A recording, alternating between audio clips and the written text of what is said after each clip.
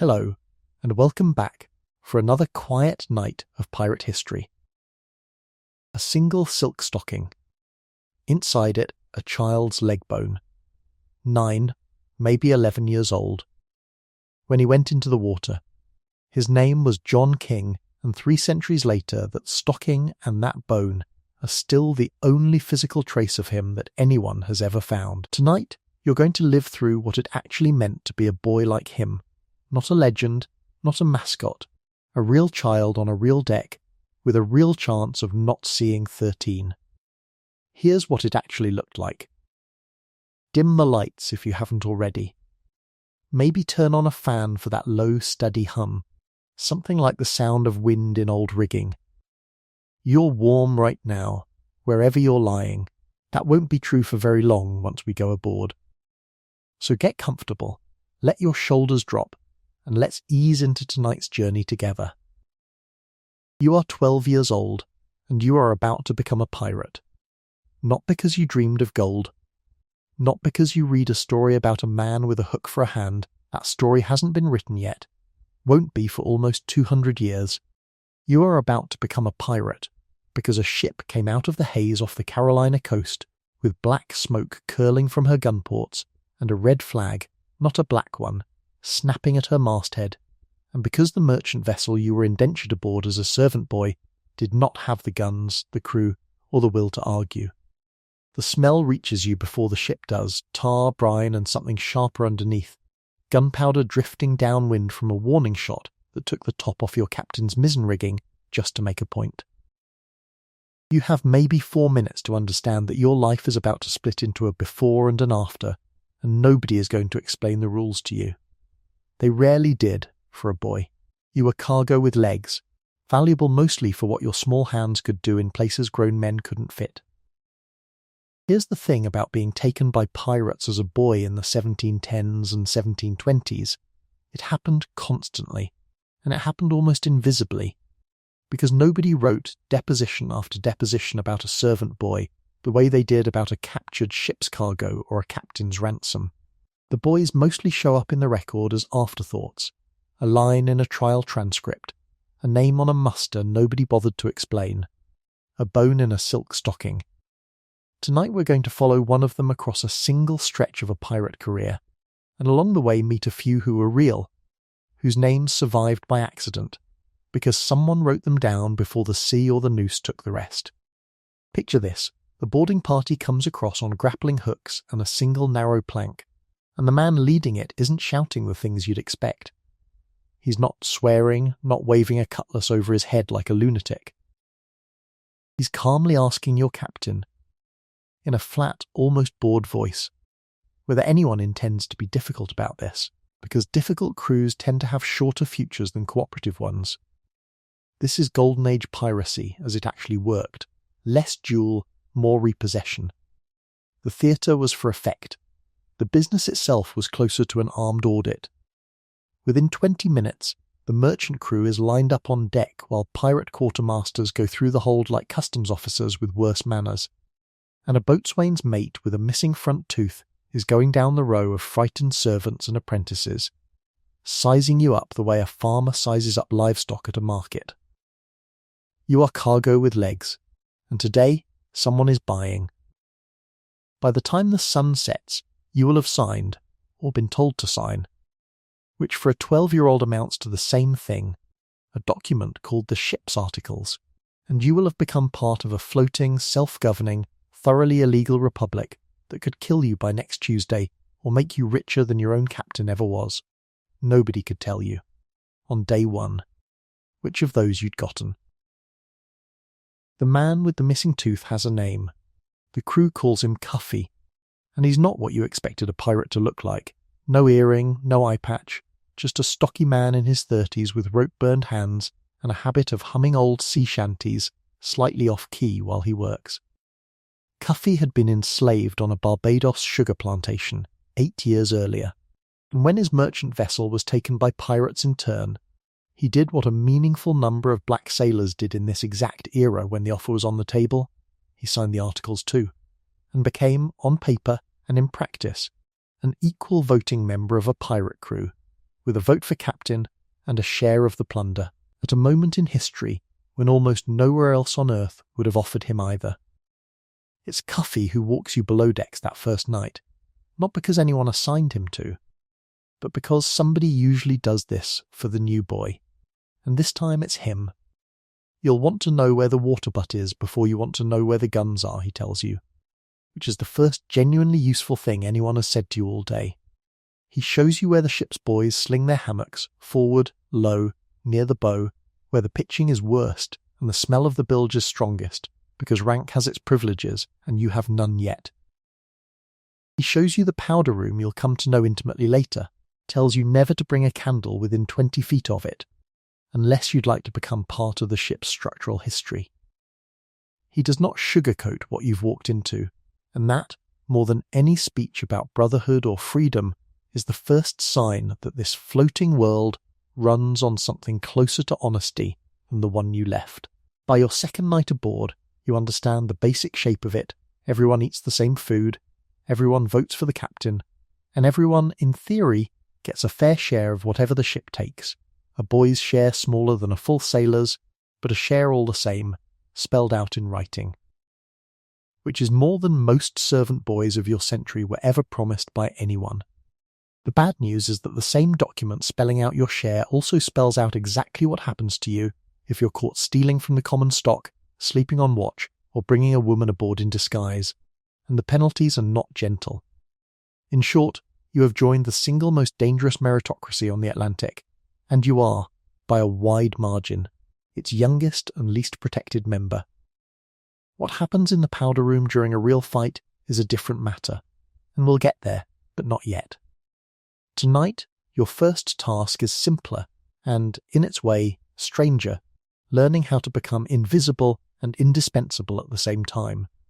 Because on a pirate ship, that combination is the only thing standing between a boy and the worst jobs going first. 3 days out from the taking, the ship you're now aboard settles into its working rhythm, and it's here that you meet the boy who will matter most to you over the coming months. A lean, sunburnt 13-year-old the crew calls Ned. Ned had been aboard nearly a year already, taken off a Bristol slaver as a powder monkey apprentice, and he has the particular calm of someone who has already survived the worst surprises this life has to offer, and knows roughly what's coming next. He doesn't waste words. He shows you how to walk the deck in a swell without looking like you're about to walk the deck in a swell, which is the single most useful skill a new boy can learn, since nothing marks you faster as fresh meat than staggering across a pitching deck like a newborn foal. Ned's price for his help is small and specific, half your ration of ship's biscuit on Thursdays, in exchange for showing you where the quartermaster keeps the good rope for hammock repairs, instead of the frayed stuff issued to newcomers. It's not friendship exactly, not yet. It's something closer to the barter economy every new arrival on a ship like this has to run before friendship becomes possible. But it's also the first small kindness anyone's shown you since the boarding, and you notice it more than you expect to. A week out, you're assigned your first real task, and it is appropriately the most boring possible introduction to piracy imaginable: holystoning the deck. You kneel with a fist-sized block of soft white sandstone.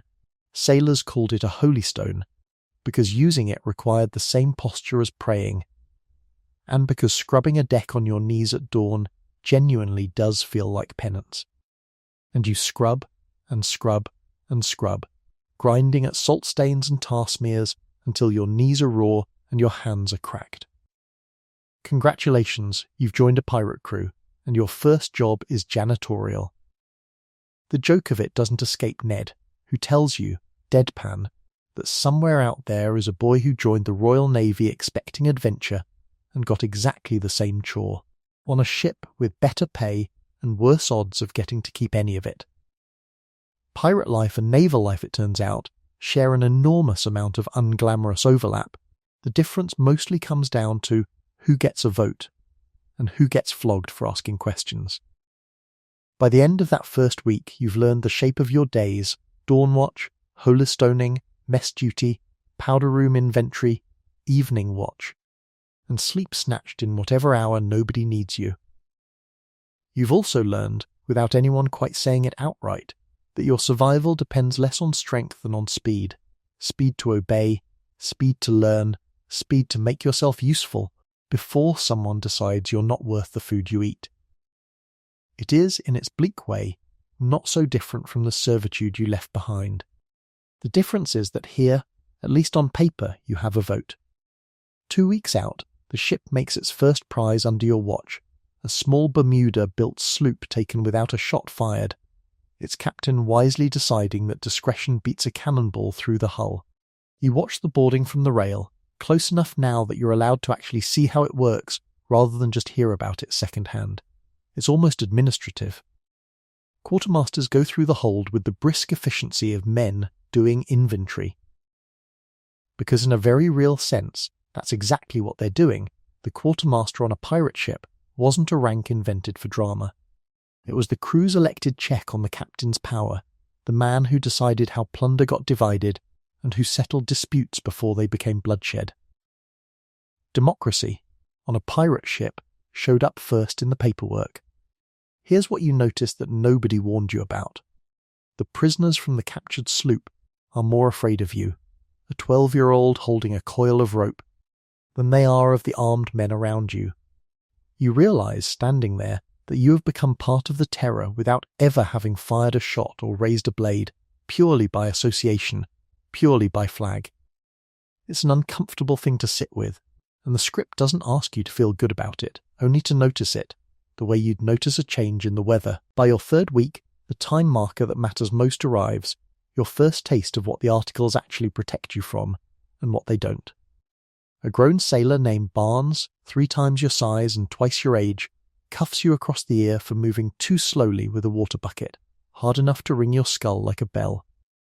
Under the articles of most Golden Age pirate crews, the general shape of which survives in several documented sets, including one recorded, with the usual caveats about dramatization, in Captain Charles Johnson's 1724 account of the trade, striking a crewmate without cause was itself a punishable offence, decided not by the captain alone, but by a vote of the company.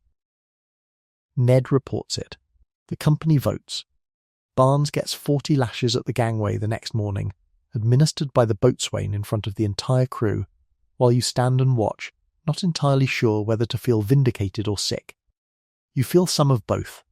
That's the honest answer, and it's worth sitting with rather than resolving into something tidier.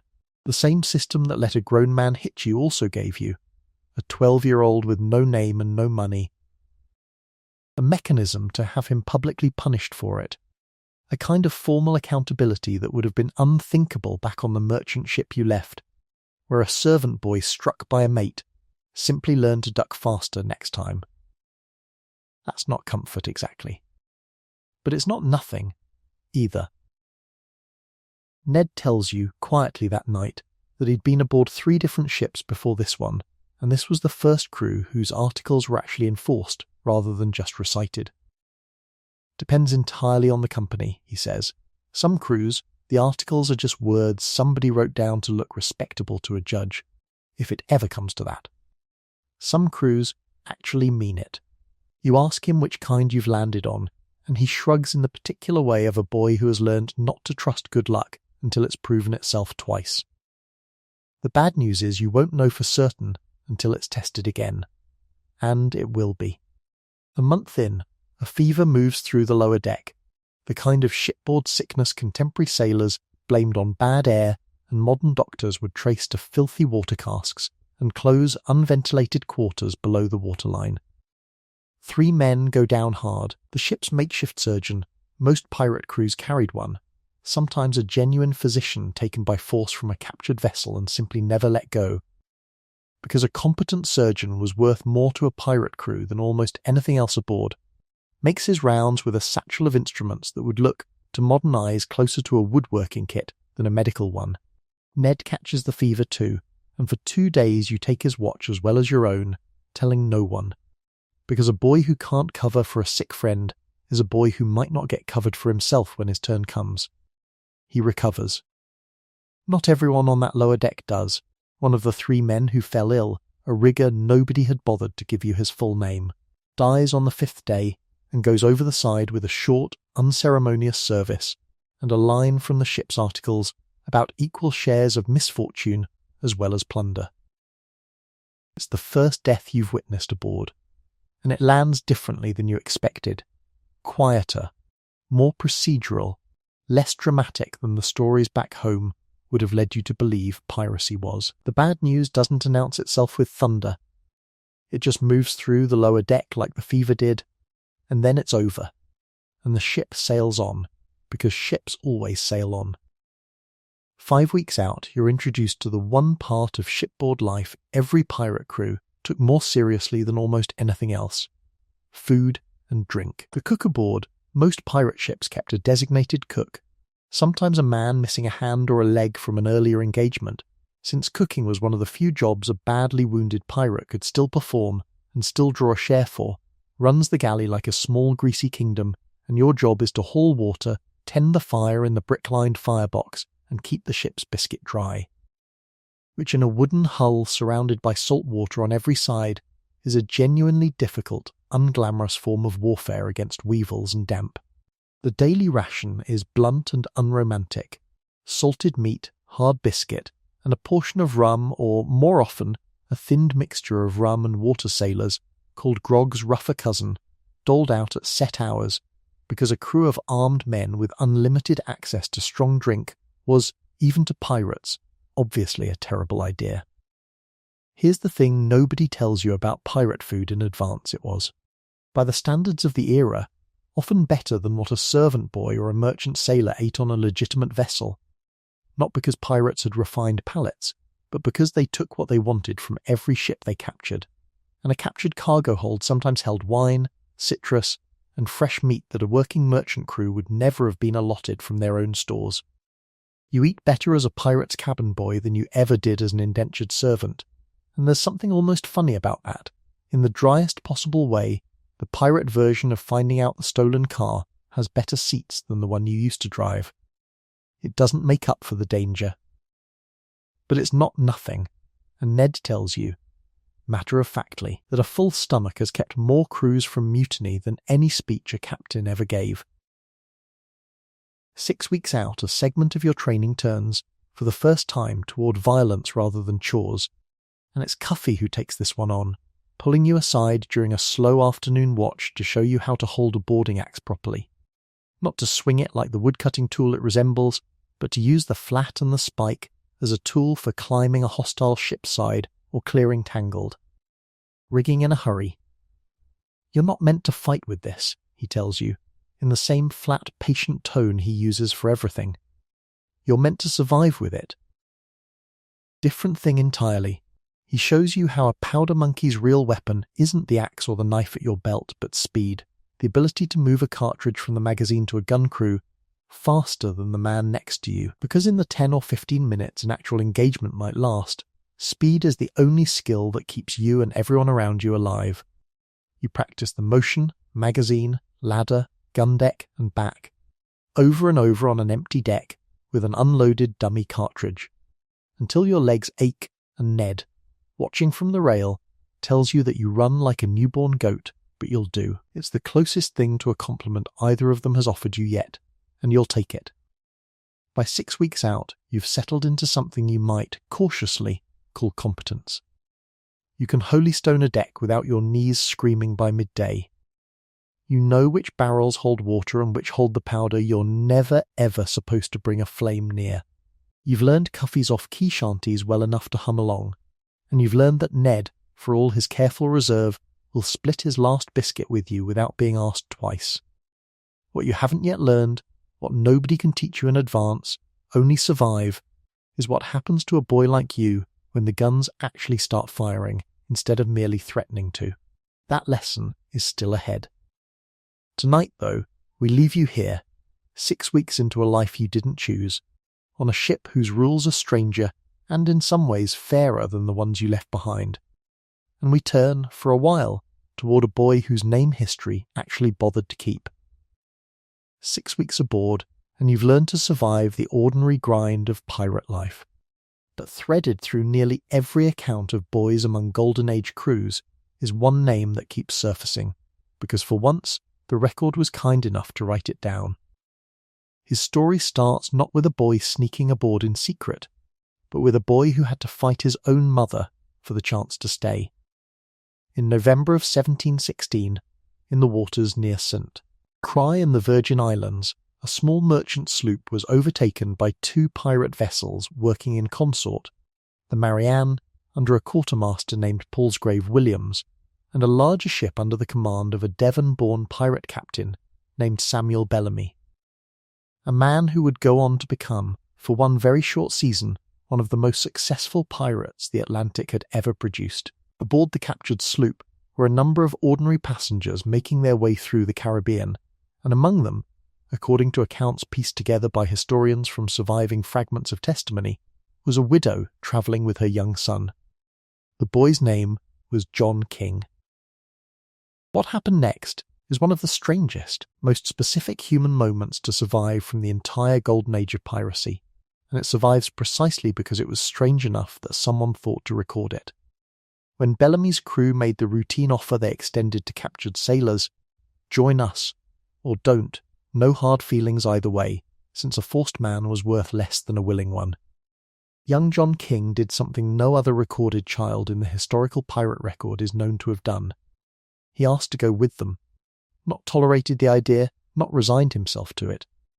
Asked, according to the accounts that survive, his mother was horrified, and threatened that she would take her own life if her son was allowed to sail off with an armed crew of outlaws. King's response, as later retellings describe it, was to threaten to do the same to himself if he was refused. A child, by most estimates somewhere between 8 and 11 years old, staking his own life on the demand to become a pirate.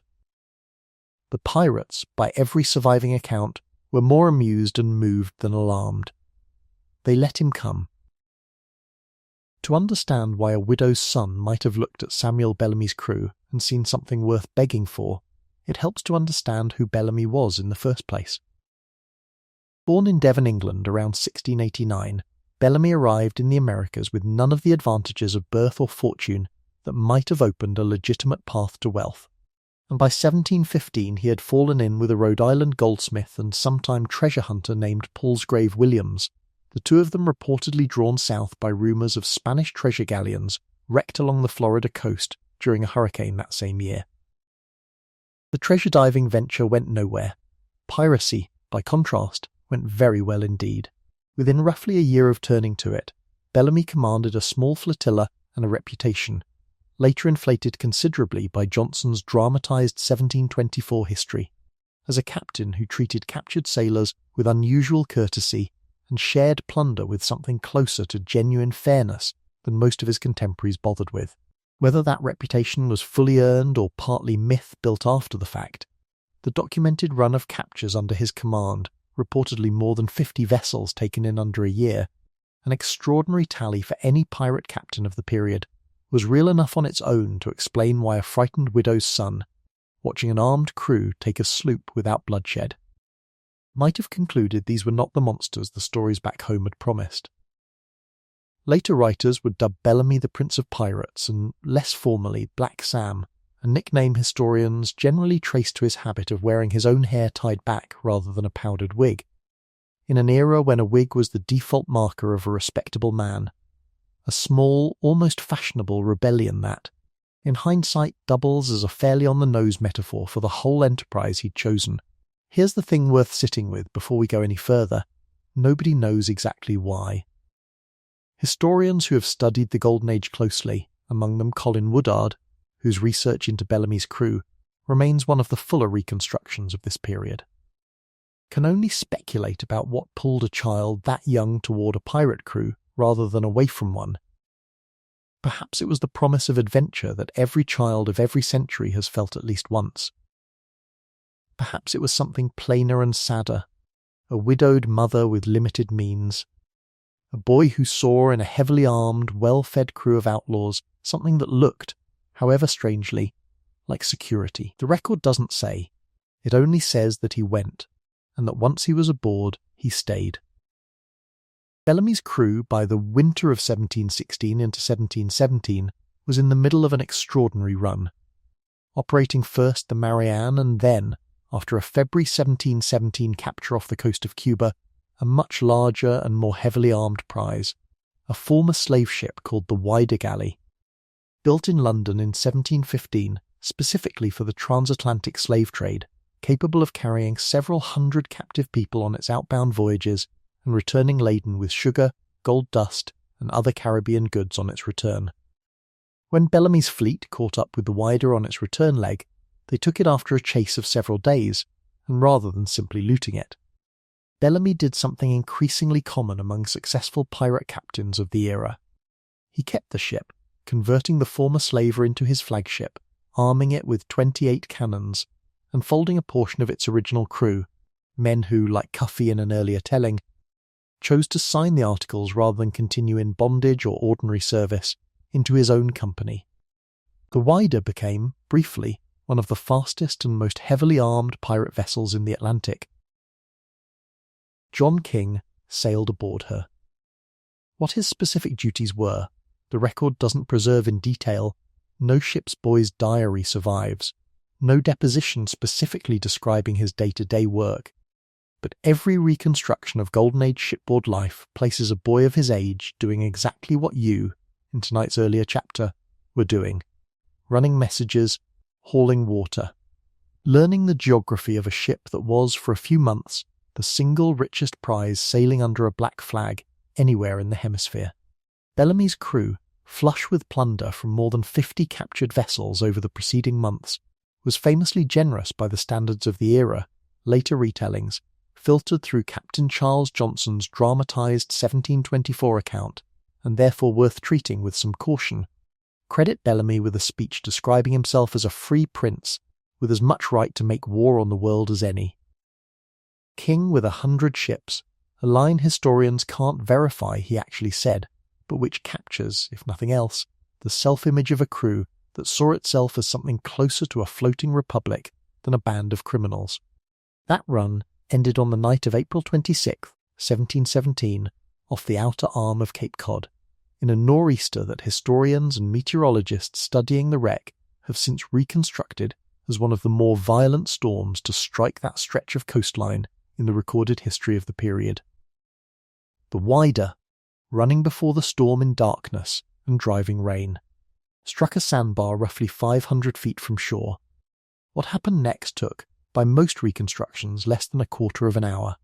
The ship broke apart in the surf, her mainmast snapping, her hull splitting against the sand, and somewhere between 140 and 146 people aboard. The exact number is disputed. Since ships' musters from pirate vessels were rarely reliable to begin with, went into water that, in a late April nor'easter off Massachusetts, would have been close to lethal from cold alone within minutes, even before accounting for the surf itself. Only 2 men are confirmed to have survived the wreck. John King, somewhere around 10 years old, was not one of them. Reconstructions of that night, drawn from surviving colonial weather records and the physical scatter pattern of the wreck itself, as later mapped by Clifford's dive team, suggest a ship running blind in driving rain and near zero visibility, her captain almost certainly believing he had more sea room than he actually did along a coastline notorious, even among experienced New England pilots, for its shifting sandbars. The wind, by contemporary accounts of the same storm system, was strong enough to have driven other vessels along the same stretch of coast onto the beach that same night. There would have been no warning beyond the sound of surf growing louder than it should have, and then the impact itself, a wooden hull built for the open ocean, never designed to survive a direct grounding at speed, breaking along its structural seams in a matter of minutes rather than hours. For the men and the one boy aboard, the water itself would have been the final and most efficient killer, regardless of whether the wreck alone might have been survivable. Water temperature off Cape Cod in late April sits cold enough that hypothermia alone can incapacitate a strong adult swimmer in well under half an hour, and John King, small even by the standards of a ship's boy, would have had far less time than that. The morning after, according to colonial accounts collected by local authorities, bodies began washing ashore along the beach in numbers that overwhelmed the small Cape Cod communities nearby. Men in the tattered remains of fine captured clothing, pockets and money belts still carrying coin, a detail vivid enough that local wreckers and treasure hunters were reportedly combing the beach within. Hours, well before any official salvage effort could be organised. The Massachusetts colonial government, alarmed at both the scale of the wreck and the loss of what they understood to be a genuine pirate treasure, dispatched officials to secure what could be recovered and to prosecute the two survivors, one of whom, a young man named Thomas Davis, successfully argued at trial that he had been forced into piracy against his will and was acquitted, a defence that, as we'll see later tonight, would become a recurring, sometimes desperate, sometimes genuine argument made by boys and young men caught up in crews they had little real power to refuse. Thomas Davis's acquittal is worth pausing on, because it establishes a pattern that recurs throughout this entire story, and one we'll return to directly in a later chapter. Colonial admiralty courts of the period, however harshly they treated confirmed pirates, generally accepted a defence known informally as being a forced man, a sailor who could demonstrate he had been taken against his will and had never willingly signed a pirate crew's articles or shared meaningfully in its plunder. Davis, a carpenter by trade who had been aboard a captured vessel and pressed into service repairing the wider, successfully made that case. The other survivor, a Mosquito Indian named John Julian who had been taken from a Honduran ship earlier in the voyage, was not so fortunate in the colonial record. Accounts suggest he was likely sold into slavery rather than tried alongside Davis. A grim reminder that the protections offered by English Admiralty law in this period extended unevenly and rarely to everyone equally. For a boy like John King, who by every surviving account had asked to join rather than been forced, no such defence would ever have been available or necessary. He was, in the plainest sense the era recognised, a willing member of the crew, which makes the tenderness of his story sit alongside its horror rather than replacing it. For more than 2.5 centuries, the wreck of the Wider sat roughly 15 feet down in shifting Cape Cod sand, broken apart, scattered, and largely forgotten outside of local legend. One more ghost story about pirate gold, buried somewhere off a New England beach. The kind of tale every coastal town in the region seemed to have a version of, most of them almost certainly exaggerated or invented outright. What set the Wider apart from every other such legend was that, unlike almost all of them, it turned out to be true. Local legend along that stretch of Cape Cod grew thick around the wreck, long before anyone had proof it was real. Generations of Wellfleet and Eastern residents told and retold versions of a story about a fortune in Spanish and Portuguese coin lying just offshore, guarded, in the more superstitious tellings, by the restless spirits of the men who drowned trying to keep it. Treasure hunters combed the beaches with shovels for the better part of 2 centuries, occasionally turning up genuine period coins washed loose by storms, which only fed the legend further without ever producing anything close to conclusive proof of the wreck's location. It's worth being direct about this, the way the accuracy of tonight's story demands. For roughly 260 years, the Wider was folklore, not history. A ghost story with just enough real coin turning up in the sand every so often to keep it alive, no different in kind from 100 other half-believed pirate treasure legends scattered along the American coastline, most of which never turned out to be anything more than that. In 1984, an underwater explorer named Barry Clifford, working off a combination of colonial-era records, local folklore, and years of survey diving, located wreckage roughly a quarter-mile off the coast of Wellfleet, Massachusetts. The following year, in 1985, his team recovered the ship's bell, its surface still legible enough after 2.5 centuries underwater to read, unmistakably. The Wider Galley 1716, the first piece of physical, unambiguous, court-recognized evidence ever found anywhere in the Americas confirming the identity of a pirate shipwreck. It remains to this day the only fully authenticated pirate shipwreck ever discovered in the Western Hemisphere, and the artifacts recovered from it, coins, weapons, rigging, and the personal effects of the people who died there, form the basis of a museum collection that now lets visitors stand, in a very literal sense, in front of objects that once belonged to Samuel Bellamy's crew. Among the artefacts recovered from the wreck site over the decades since, one in particular has become the quiet emotional centre of the entire find. Archaeologists working the site recovered a single small leg bone, still encased in a silk stocking, alongside a small leather shoe. The kind of shoe that would have fit a child, not a grown sailor. Forensic examination of the bone's size and density placed its owner at somewhere between 8 and 11 years old at time of death. No ship's muster from the wider survives to confirm a passenger list, and no dinner comparison was possible, since no known descendant has ever come forward to test against. But of the roughly 140-odd souls known or believed to have been aboard when she went down, exactly one is documented, across multiple independent sources, to have been a child. The bone in the silk stocking is, by every reasonable historical inference, what remains of John King, a boy who begged his own mother to let him become a pirate, sailed for perhaps 5 months under a self-declared free prince of the sea, and drowned in a New England storm before he ever reached his teens. There is no joke to make here, and the segment formula that's carried tonight's story this far knows enough to let this one sit without one. What there is, instead, is a kind of aching specificity that no invented character could quite match. A real child, a real stocking, a real bone, recovered by real archaeologists working real sonar equipment off a real beach in Massachusetts, 300 years after a boy decided, for reasons the record will never fully explain, that a pirate ship was where he wanted to be.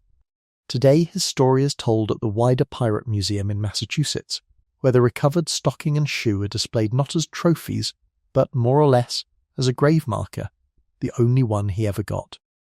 It would be easy, telling this story, to turn John King into either a cautionary tale or a romantic one, and the honest version of his story refuses to fully become either. He was not lured into piracy by force, as so many boys were. He was not saved by his youth, as some captured boys would later be at trial. He simply wanted to go, at an age when most children today are still learning long division, and the men around him, hardened outlaws under sentence of death in every port from Boston to Port Royal, let a child make that choice for himself, and then, 5 months later, the sea made a different choice for all of them. Somewhere in that gap between what he asked for and what he got is most of what this whole chapter has to say about the boys the record does and doesn't remember.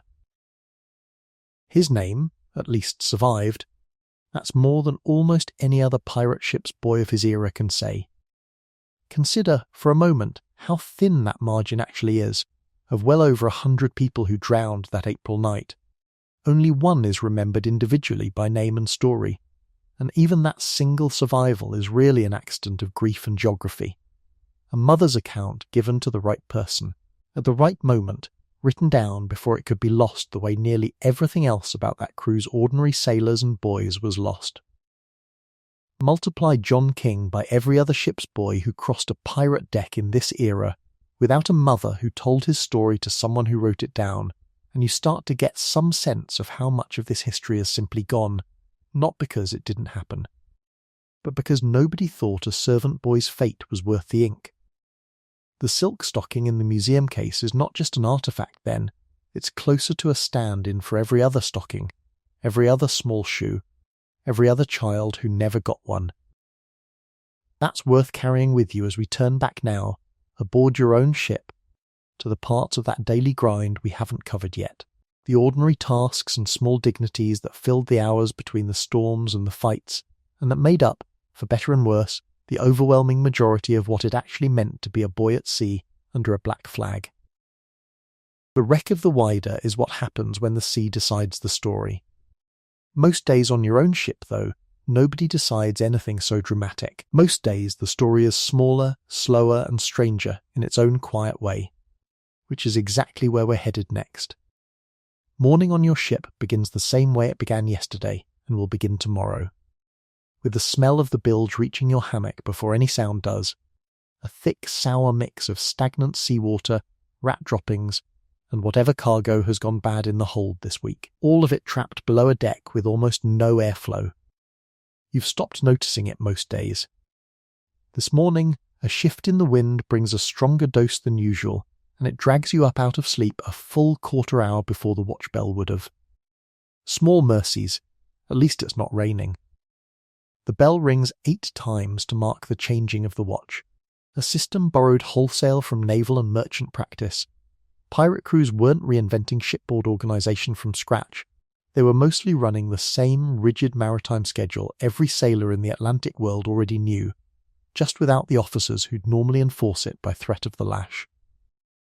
You roll out, splash your face with water that tastes faintly of the cask it's been sitting in for 2 weeks, and report to the deck, where your first job of the day is the same as it was yesterday: coil rope, check the state of the rigging for chafé and rot, and wait to be told what's actually needed. Here's the thing about serving the captain directly, which becomes part of your rotation by your second week. The popular image of a pirate captain as a screaming tyrant who rules through pure terror gets the mechanics almost exactly backward. A pirate captain, under the articles that governed most Golden Age crews, held near total authority only in one specific circumstance: during an active chase or an engagement, when split-second decisions mattered, and a democratic vote would get everyone killed. The rest of the time he was, on paper and often in blunt daily practice, simply another crewman with a slightly larger cabin and a slightly larger say, subject to being voted out, or worse, by the same company that voted him in. You bring him his morning rations same as everyone else's, because there usually wasn't a captain's private stores separate from the common one, and you notice, with the particular clarity children have for adult hypocrisy, that he doesn't order you around so much as ask. In the tone of a man who knows perfectly well that 30 armed sailors elected him, and 30 armed sailors could just as easily unelect him by less peaceful means. By your second month aboard, the sailing master, an older man named Osai, taken off a Dutch trading vessel, and, like Cuffy, a man who'd chosen to sign the articles rather than continue as an indentured hand, starts letting you sit in while he works the ship's few navigational instruments, a backstaff for measuring the sun's angle at noon to estimate latitude, a compass housed in its own small binnacle, and a set of charts so worn and salt-stained that half their coastlines have to be taken partly on faith. He doesn't teach you formally, exactly, he just lets you watch, and answers the occasional question when he's in the mood, which is its own kind of education, and more than most servant boys of your era would ever have received. Longitude, he tells you flatly, is basically unsolvable at sea with the tools available in your lifetime. Reliable marine chronometers are still decades away, so the entire Atlantic pirate trade runs on latitude sailing, dead reckoning, and a healthy dose of educated guesswork. Which explains rather a lot about why so many ships of this era, pirate and otherwise, simply vanished without a trace. Mess duty rotates through the ship's boys on a schedule Cuffy keeps track of in his head, and your turn this week means hauling the ship's single enormous cooking pot, standing over a low fire in a brick-lined hearth that has to be doused entirely the moment anyone spots a sail, since an open flame during a chase or a fight is a liability nobody's willing to risk. The meal itself, this particular week, is a stew made from salted pork, dried peas, and whatever the last captured prize yielded in the way of fresh vegetables, onions today, which counts, by shipboard standards, as a genuine luxury.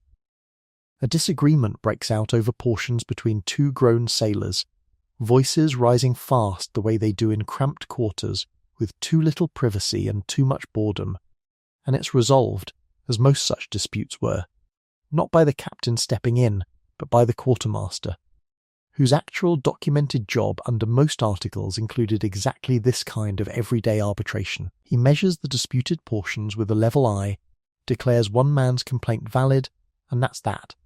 No blood, no drama, just paperwork with a knife on his belt. Boredom, more than danger, fills most of your actual hours, and the crew fights it the way bored, confined people have always fought it, gambling. Except on a meaningful number of pirate crews.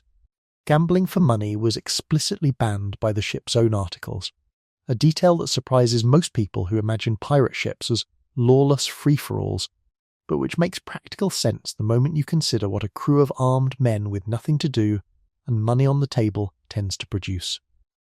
Some crews, including the one whose surviving articles are among the best documented from this era, forbade dice and cards for money outright, on the reasoning that gambling debts between armed shipmates were a recipe for exactly the kind of violence the articles existed to prevent.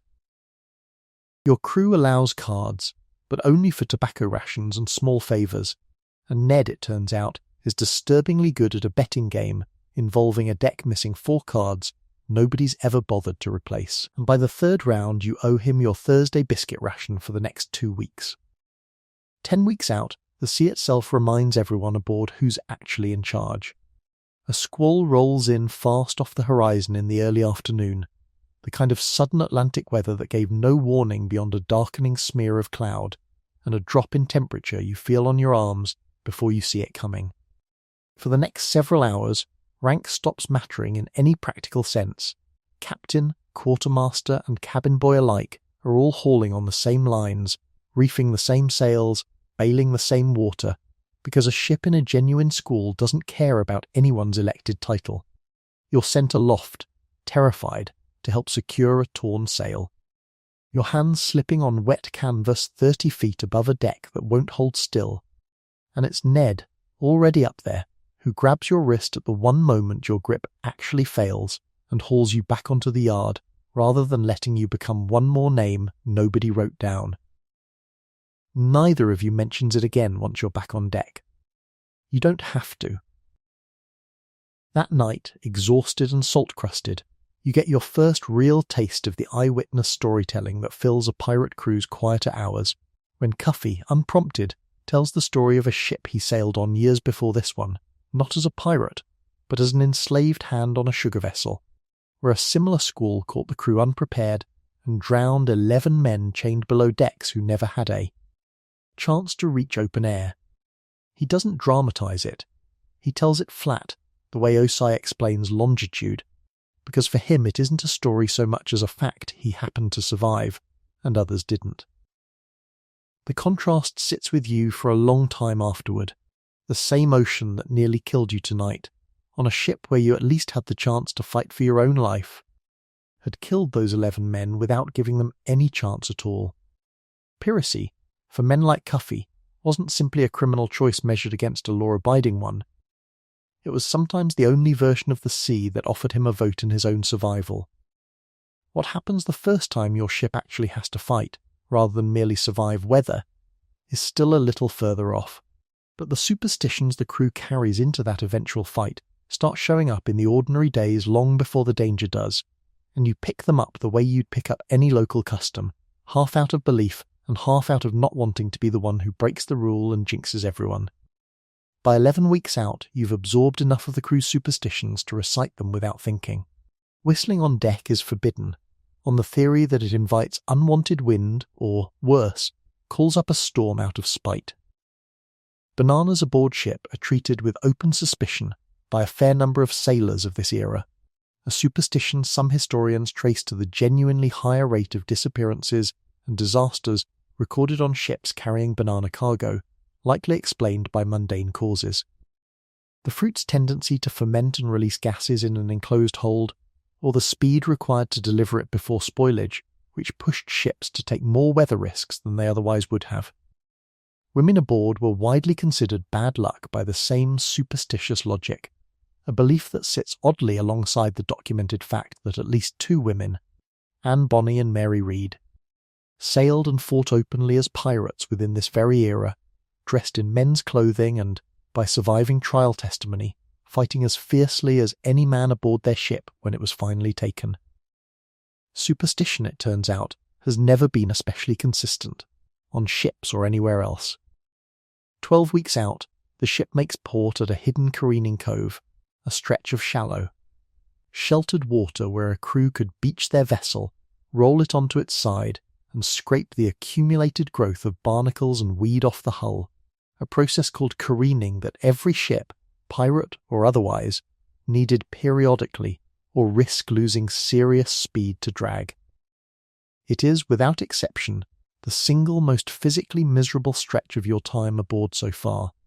Days of hauling, scraping, and retarring in tropical heat, breathing fumes from the pitch pots used to seal the hull seams, sunburned and blistered and coated head to toe in a paste of mud, tar, and dead barnacle. Congratulations, you've joined a pirate crew, and once again, your primary contribution to Atlantic terror is manual labour. It's during the careening, oddly, that you get the closest thing to a genuinely tender moment since you came aboard. Cuffy, watching you struggle in the shallows one evening after the day's work is done, realises you can't actually swim, a startlingly common gap for sailors of this era, many of whom never learned, on the grim logic that a sailor who fell overboard in open ocean was dead either way, so why bother? He wades out with you anyway, patient in a way nothing else about this life has been, and over 3 evenings teaches you enough to keep your head above water and move in a straight line, which is not survival exactly, but is considerably better than nothing. Ned watches from the beach, arms crossed, offering unhelpful commentary about your form, and for one evening at least, the ship's normal hierarchy of danger and duty falls away into something that looks, from a distance, almost like an ordinary childhood. Somewhere around your 9th week aboard, before the careening cove but worth pausing on here, you're issued your first set of proper sailor's clothing from what the crew calls the slop chest, a communal store of clothing, much of it taken from captured ships, doled out to crew members who need it, rather than sold at the extortionate markup a ship's purser would have charged aboard a naval or merchant vessel. You trade your ragged servant's shirt for a loose cotton one, several sizes too large, and a pair of wide canvas trousers that Ned helps you cinch at the waist with a length of spare cord.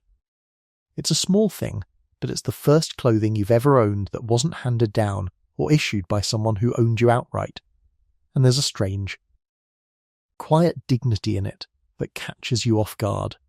The bad news is that the slop chest's stock depends entirely on what the last few prizes happen to be carrying, which means half the crew is currently walking around in mismatched, ill-fitting captured finery that would look, to modern eyes, less like a fearsome pirate crew, and more like a costume party assembled from 3 different eras of fashion at once. Literacy aboard is rarer than you might expect, and it becomes relevant one grey afternoon when the quartermaster hands you a captured letter taken from the strongbox of a merchant vessel 2 weeks back, and asks, almost offhand, whether you can read it.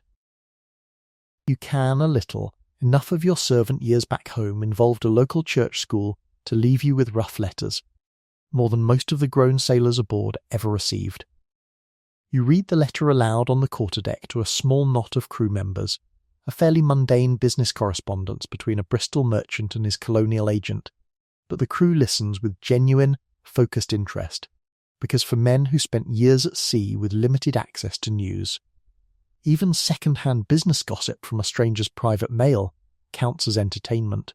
It's an odd kind of usefulness to discover in yourself, and from that day on, you're occasionally pulled aside to read a captured letter or a page of a captured logbook, a small specific value that has nothing to do with your size or your speed, and everything to do with a handful of hours spent in a church pew as a much younger child. 10.5 weeks out, the ship anchors off a small uninhabited quay to take on fresh water, and you're one of 6 sent ashore with the watering party under Osai's supervision, rolling empty casks up a narrow beach toward a freshwater spring the sailing master has used before on previous voyages. It should be routine. It very nearly isn't.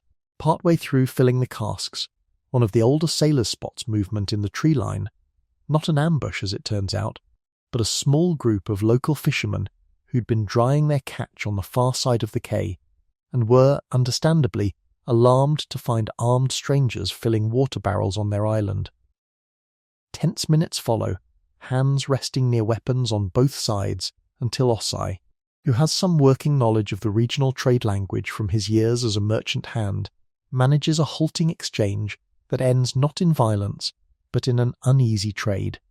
Rum and a length of captured cloth for fresh fish, and the fisherman's blessing to finish watering undisturbed. Nobody aboard ship ever hears about how close that came to going differently, except the 6 of you who were there. And Osei tells you afterward, quietly, that most of the deaths that never make it into any pirate legend happen exactly like that. Not in a grand battle, but in 5 tense minutes on an empty beach that could have gone either way. Late one night during the middle watch, alone at the rail with nothing to do but keep your eyes on a dark horizon, the homesickness catches up to you in a way it hasn't since the first week. It doesn't announce itself with tears or drama, it arrives quietly, in the shape of a half-remembered smell of bread baking in a kitchen you'll probably never see again, and a face you're already starting to have trouble picturing clearly. There's no letter to write even if you wanted to, you have no fixed address to send one to, and neither, most likely, does whoever back home might still be wondering what became of you. This is one of the quieter cruelties of the life nobody puts in the recruiting pitch. If a pitch is even the right word for what brought you here, not the danger, which at least announces itself honestly, but the slow erosion of a life you used to have, replaced by one you're still not sure you chose. Ned finds you there an hour later, on his way to relieve you, and doesn't ask what's wrong. He just stands next to you at the rail for a while, saying nothing, which turns out to be exactly the right amount of comfort a 13-year-old with his own losses knows how to offer. Small kindness, freely given, costs a pirate crew nothing, and means, in moments like this, almost everything. That doesn't last, and everyone aboard knows it, in the specific way of people who've learnt not to trust a good stretch for too long. The careening finishes. The hull is sound again, faster than it's been in months, and the crew's mood lifts the way it always does when a ship feels fast under their feet. Rumour moves through the lower deck the way it always does too. Talk of a well-laden merchant convoy expected to pass through nearby waters within the week, escorted, according to the loose gossip that counts as intelligence in this line of work, by only a single armed guard vessel. Whether the rumour is accurate, nobody aboard can say for certain. Shipboard gossip in this era travelled the way gossip always has, gaining confidence with each retelling regardless of how thin its original source actually was. But the captain orders the ship provisioned and readied all the same, because a rumour with decent odds was often the only kind of intelligence a pirate crew ever got, and turning down every uncertain lead meant turning down almost every prize. Osei, checking his charts one final time that evening, tells you this particular stretch of coast has a decent record for this kind of tip panning out, which is about as close to genuine optimism as you've ever heard him express. You spend that final quiet evening checking your gear the way Cuffy taught you months ago, magazine to ladder to gun deck and back, over and over, until the motion lives in your legs rather than your thinking mind. Somewhere out past the mouth of the cove, on a shipping lane you haven't crossed yet, is the first genuine fight of your career as a pirate's cabin boy, the moment every drill with Cuffy's boarding axe, every practice run from magazine to gun deck was actually preparing you for. You don't sleep well. Neither, you notice, does anyone else, Ned included, who lies in the hammock beside yours with his eyes open long after the lanterns are doused, humming, very quietly, one of Cuffy's off-key shanties to nobody in particular. Off-key enough that you almost laugh in the dark, which feels like the closest thing to comfort either of you is going to get before morning. Morning comes, and with it, no fight after all. The rumoured convoy never materialises, and the crew spends 3 tense anticlimactic days beating along the shipping lane before the captain finally calls it off as a bad lead.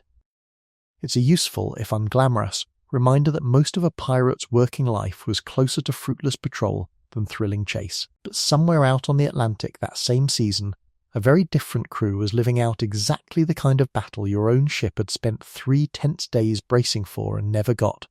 And their captain was, by any measure available to history, the single most successful pirate who ever lived.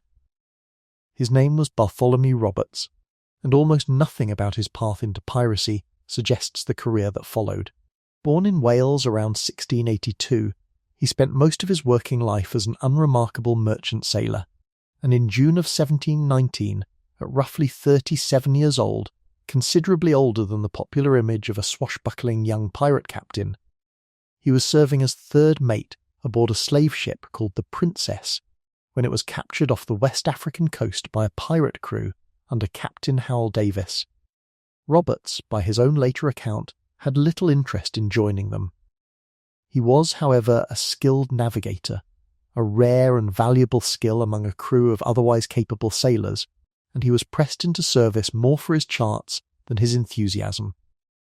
What happened next is one of the odder promotions in maritime history. Barely 6 weeks after Roberts came aboard, Captain Davis was killed in an ambush ashore at the Portuguese island of Principe, and the crew, following the same democratic tradition that governed nearly every pirate ship of the era, gathered to vote on a new captain. Roberts, by his own account recorded later, argued that having dipped his hands in muddy water and been forced into piracy in the first place, he might as well be as active as any of them, a line historians treat with the same appropriate caution given to most quotations from this period, since it comes down to us filtered through Johnson's dramatised 1724 account rather than a court transcript. Whatever he actually said, the crew elected him captain, reportedly on the strength of his navigational skill and a forceful, decisive manner that had impressed them in the short weeks since his capture. A man who hadn't wanted to be a pirate 6 weeks earlier was now commanding one of the most feared crews on the African coast. He turned out to be extraordinarily good at it. Over the next roughly 3.5 years, Roberts and his successive crews captured, by most historians' tallies drawing on contemporary shipping losses and colonial correspondence, somewhere in the range of 400 vessels, a figure so far beyond any other pirate captain of the Golden Age that modern historians generally consider him, by raw volume of captures, the most successful pirate in recorded history, well ahead of better-remembered names like Blackbeard. His most audacious single raid came in June of 1720, when his ships sailed directly into the harbour at Trepassey, Newfoundland, flying black flags, drums beating, and trumpets sounding as though announcing a formal naval assault, and captured or destroyed by most accounts. Upward of 20 vessels at anchor in a single afternoon, a raid so bold that fishing crews reportedly abandoned their boats and fled into the surrounding hills rather than wait to find out what was coming. Roberts himself cut a strange figure for a pirate captain, and the details that survive about his personal habits complicate the popular image considerably. Contemporary accounts describe him as a notably sober, almost austere commander who reportedly drank tea rather than rum by preference, in an era when a teetotal pirate captain was rare enough to be worth remarking on. He was said to favour an ostentatious crimson damask waistcoat and breeches, a gold chain, and a diamond cross taken from a captured vessel, worn, by most accounts, less out of vanity than as a calculated piece of theatre meant to intimidate. And he governed his crews under a set of articles recorded, again with the appropriate caveat that our fullest surviving version comes through Johnson's sometimes dramatised 1724 account rather than the original document itself. But spelled out, among other provisions, a compensation schedule for crew members wounded in combat, a fixed sum from the common stock for the loss of a limb or an eye, paid out before any other division of plunder took place, formalising exactly the kind of collective insurance scheme we've touched on already tonight. One clause from those articles is worth sitting with directly, because it lands with particular irony given everything this chapter and the ones before it have described. Among the rules attributed to Robert's ship is a flat prohibition. No boy or woman was to be brought aboard, on pain of death for whoever brought them, and any man caught disguising a woman among the crew and having carnal knowledge of her was to face execution as well. And yet the documented reality of Golden Age crews, including very likely Roberts's own at various points across his career, tells a messier story. Captured merchant vessels routinely carried ship's boys among their crew, boys who, taken alongside the men, ended up serving aboard the pirate vessel, whether the letter of the articles technically permitted it or not. Written rules and lived practice, on a pirate ship as anywhere else, were not always the same thing, and the boys who ended up serving Roberts's crews regardless of what his articles said on paper are, once again, mostly invisible in the record, present in practice, absent from the paperwork. The rest of Roberts' articles, beyond the ban on boys and women already mentioned, sketch out a surprisingly detailed picture of shipboard governance for a crew popularly remembered as pure chaos.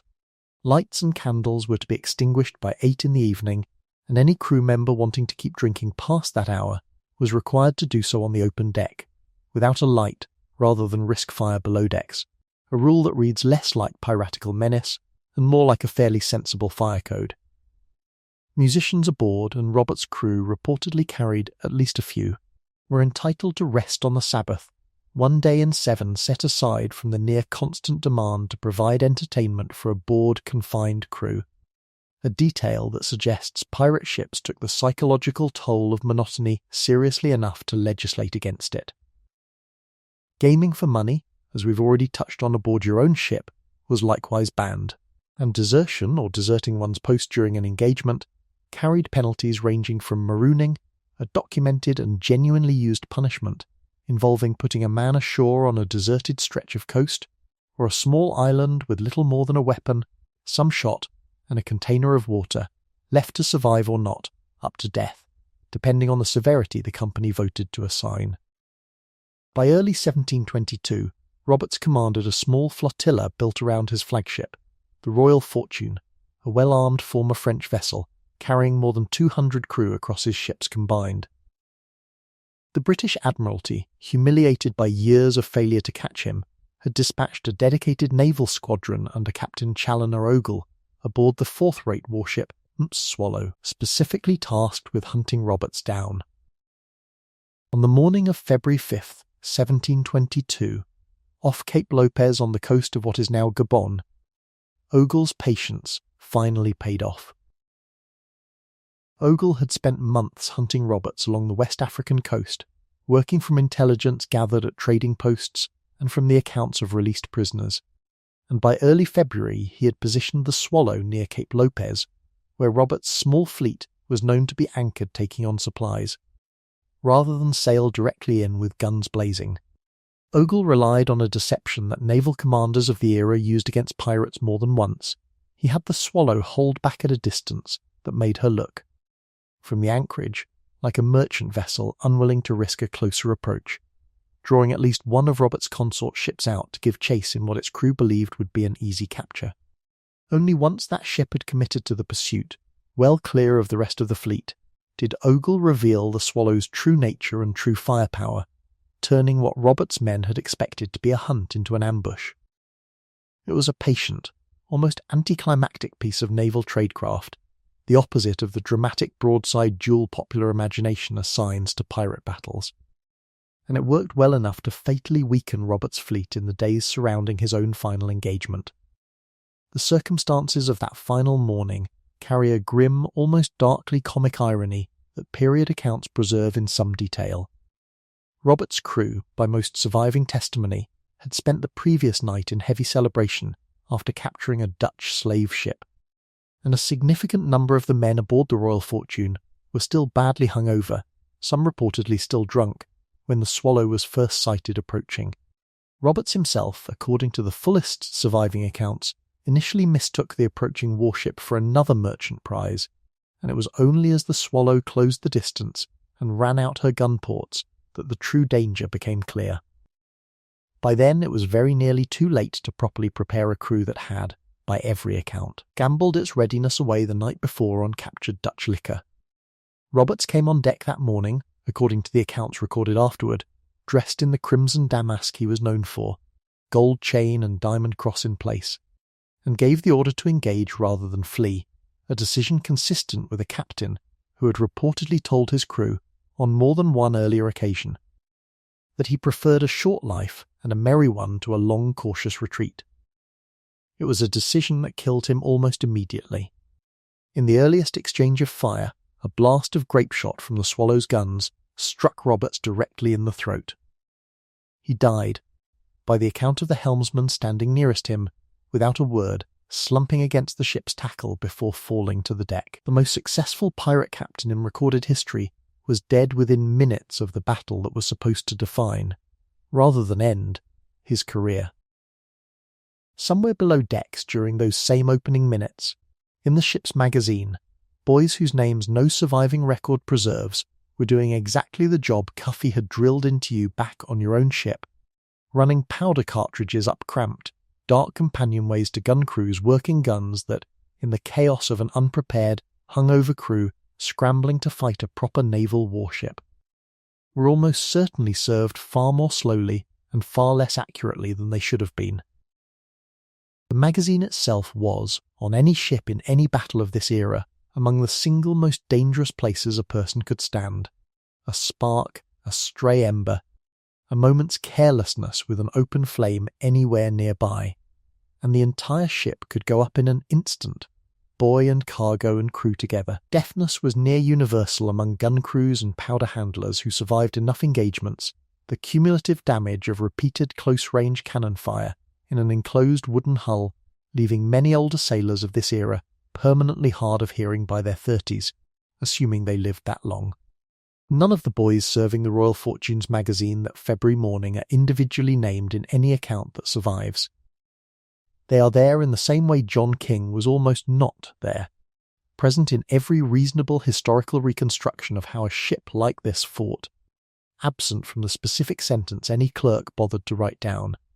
If you want to know what that morning sounded like from where they stood, imagine the loudest thing you've ever heard, then imagine it repeating every 20 or 30 seconds in a space with no windows and one narrow ladder as an exit, for as long as the fight lasted, while the deck above you fills with smoke, splinters, and the sound of men you know by name going quiet one at a time. There is no drill, no amount of practiced motion between magazine and gun deck that fully prepares a body for that particular sound. Every powder boy on every ship this whole night has described carried that same unprepared fear down into the same cramped dark, doing the same job whether history remembers their ship's name or not. It is, without much competition, the least glamorous version of courage this entire story has to offer, and also very possibly the truest one. Not the courage of a raised cutlass on an open deck, but the smaller, stranger courage of doing an assigned job in the dark, over and over, because the people above you are depending on it, whether or not anyone above you ever thinks to say so. Robert's body, in accordance with what several surviving accounts describe as his own standing order, was thrown overboard, weighted with chain, still wearing his full crimson finery and gold chain, specifically to prevent his corpse from being captured, displayed, or desecrated by the Royal Navy, the way so many pirate bodies before his had been gibbeted in irons as a public warning. It was, if the accounts are accurate, a captain's final act of control over his own story, denying his enemies even the trophy of his corpse. Whether every detail of that order is precisely as later accounts describe it, the broad fact is well documented. Bartholomew Roberts' body was never recovered, and the sea, rather than a gallows or a gibbet cage, became his grave. With their captain dead, and their crew still badly disorganised from the previous night's drinking, the fight went out of the Royal Fortunes Company remarkably fast by the standards of naval engagements of this period. Some accounts describe a brief attempt by a portion of the crew to keep fighting, even reportedly discussing blowing up the ship's powder magazine rather than surrendering. A documented threat that several Golden Age pirate crews are recorded as having made in similarly desperate circumstances, though in this case it apparently wasn't carried through. Within a relatively short span of fighting, the Royal Fortune struck her colours.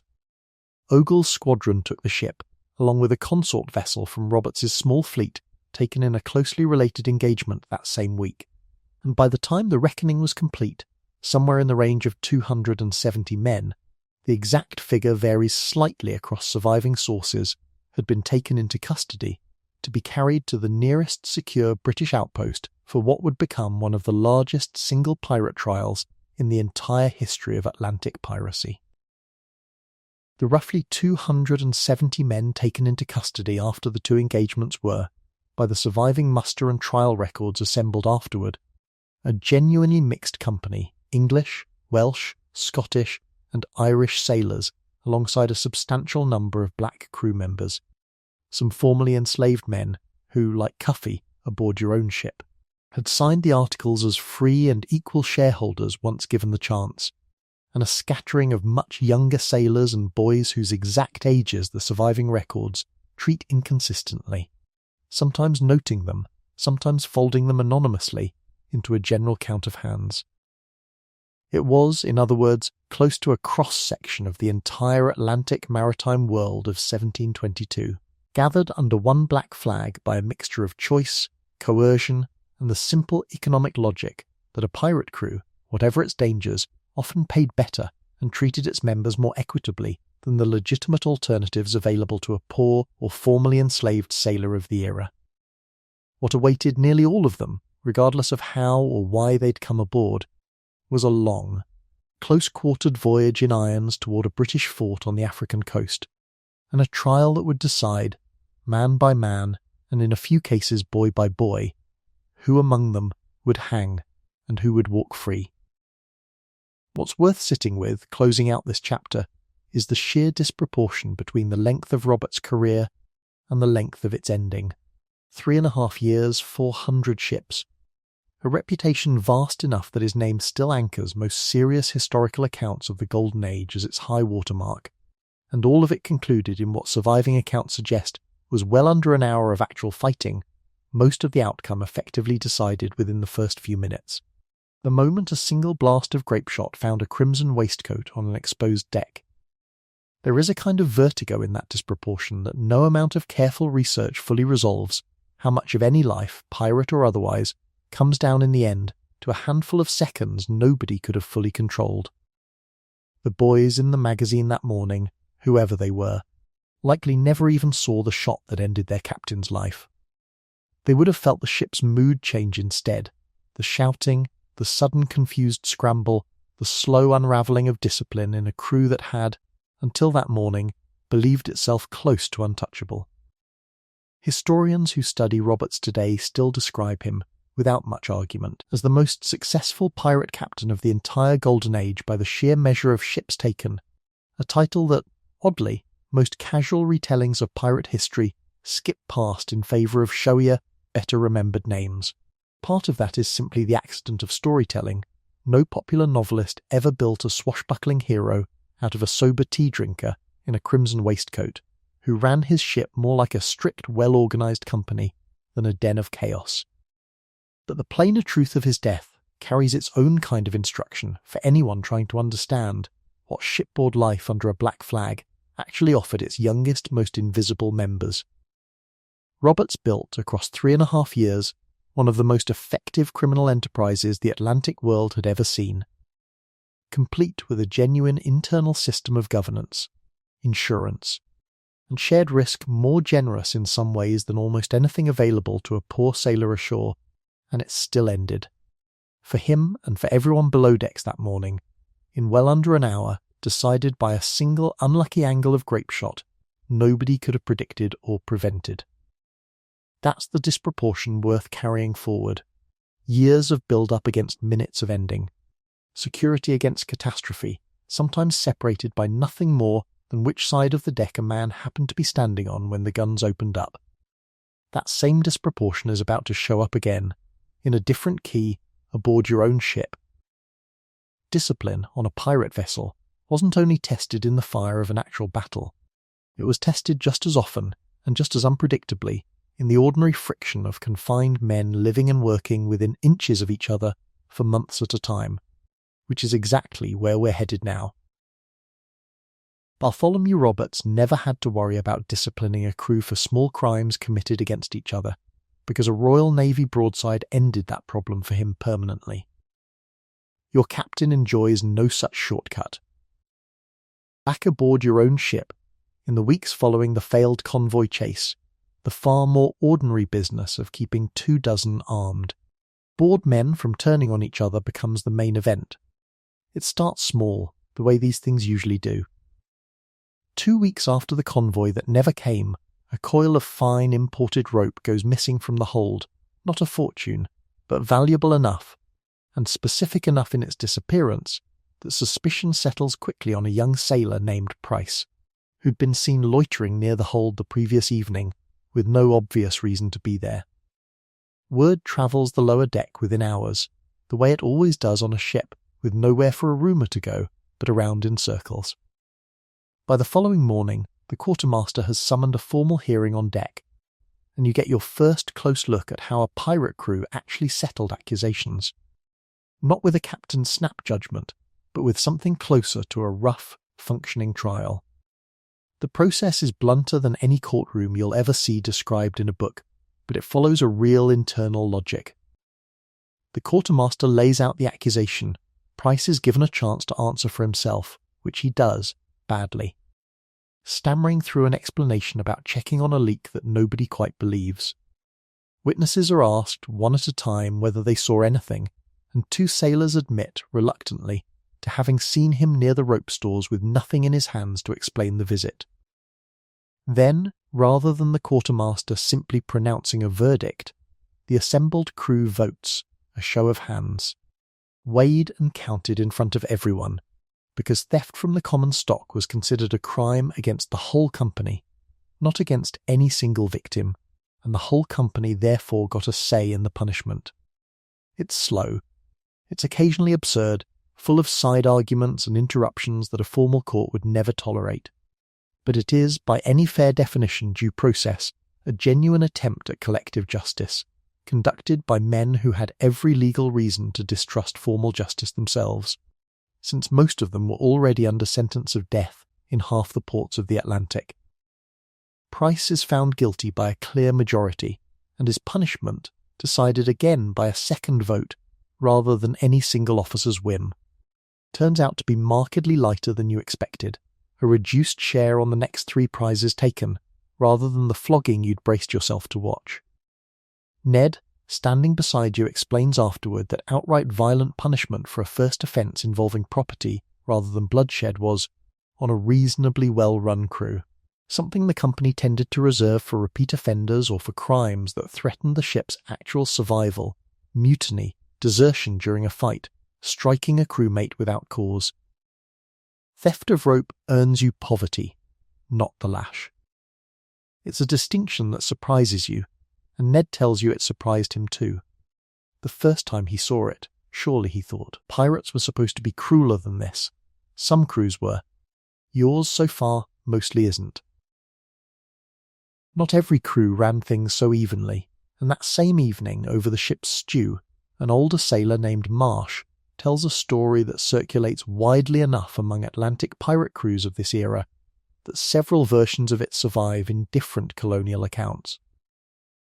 In the autumn of 1718, Marsh says he'd heard second-hand from a man who'd sailed briefly under him, the notorious Captain Edward Teach.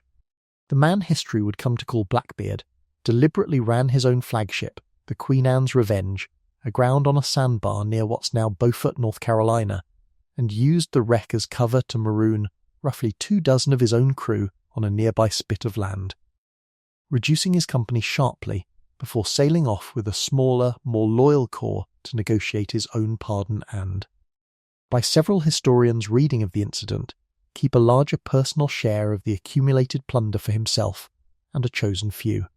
It's a genuinely documented event, confirmed by contemporary colonial correspondence rather than resting solely on later dramatised retellings, and it stands as one of the clearest surviving examples of a pirate captain using the very same disciplinary tools meant to protect the crew, marooning, ordinarily reserved for punishing serious crimes, to serve his own naked self-interest instead. The company aboard your own ship goes quiet for a moment after Marsh finishes the story, the kind of quiet that comes from being reminded how thin the line actually is between a captain who honours the articles and one who simply uses them as camouflage. Not every crew ran things so evenly, and that same evening, over the ship's stew.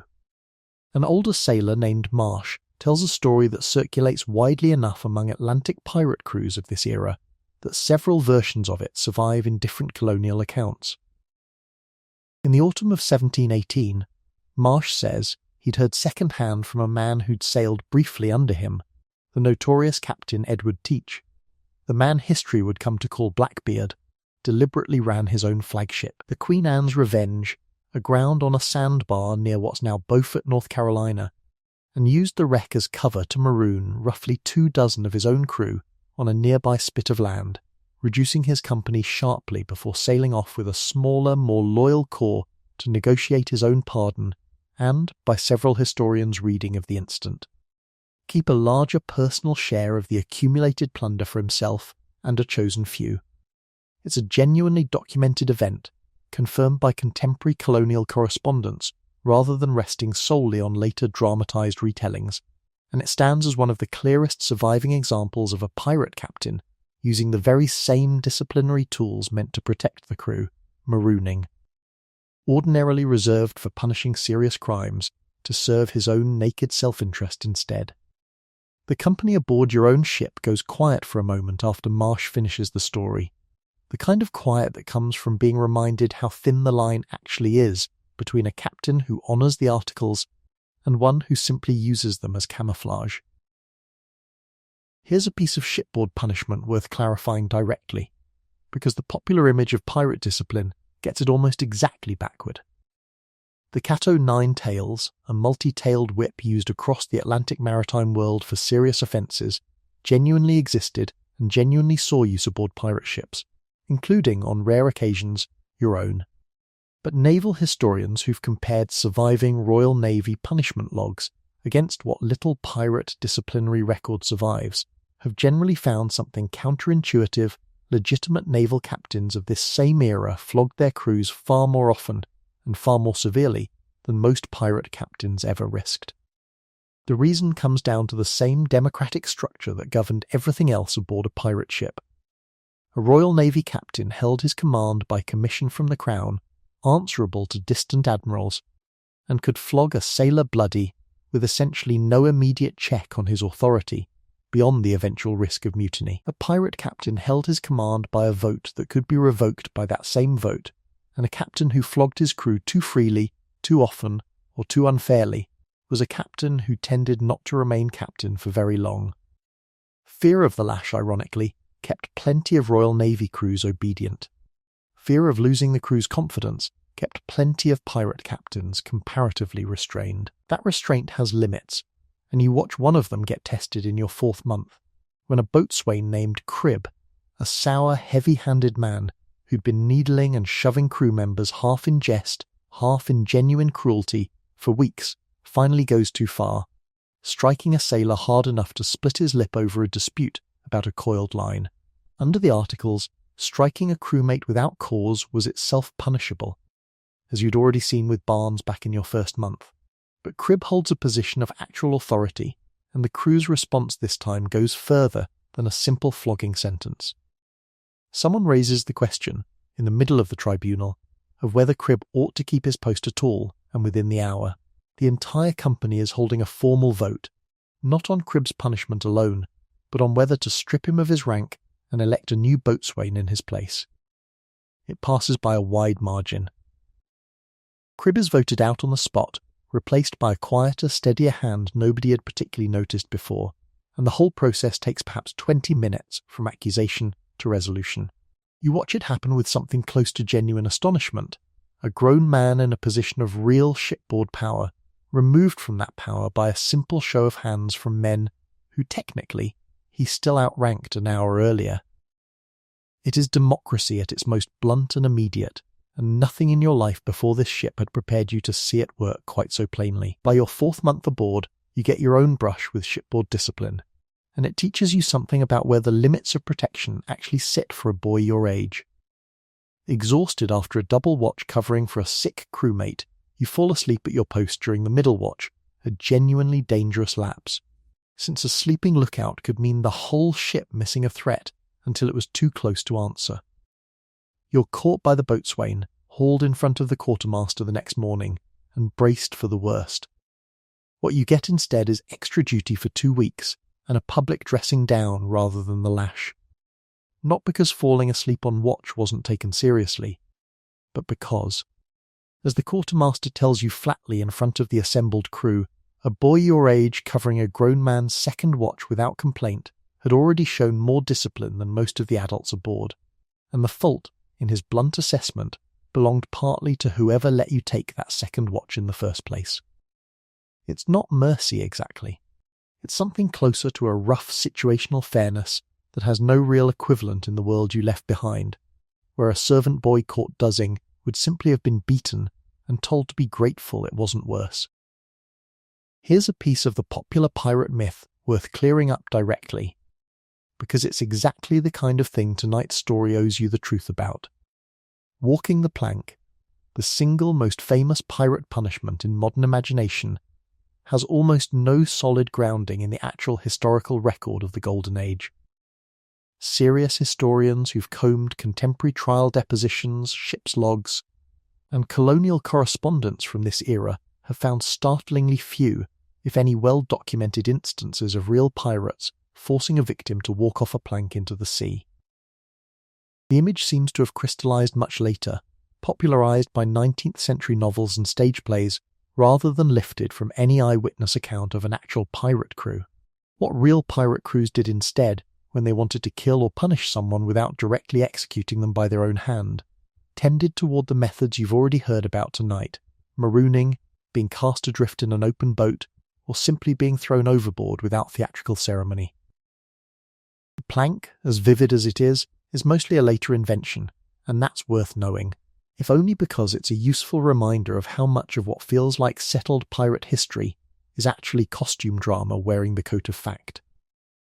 The punishment that actually did happen aboard real ships, and that you witness firsthand in your 5th month, is a genuine accident rather than a formal sentence, and it lands harder than anything the quartermaster's tribunal has shown you so far.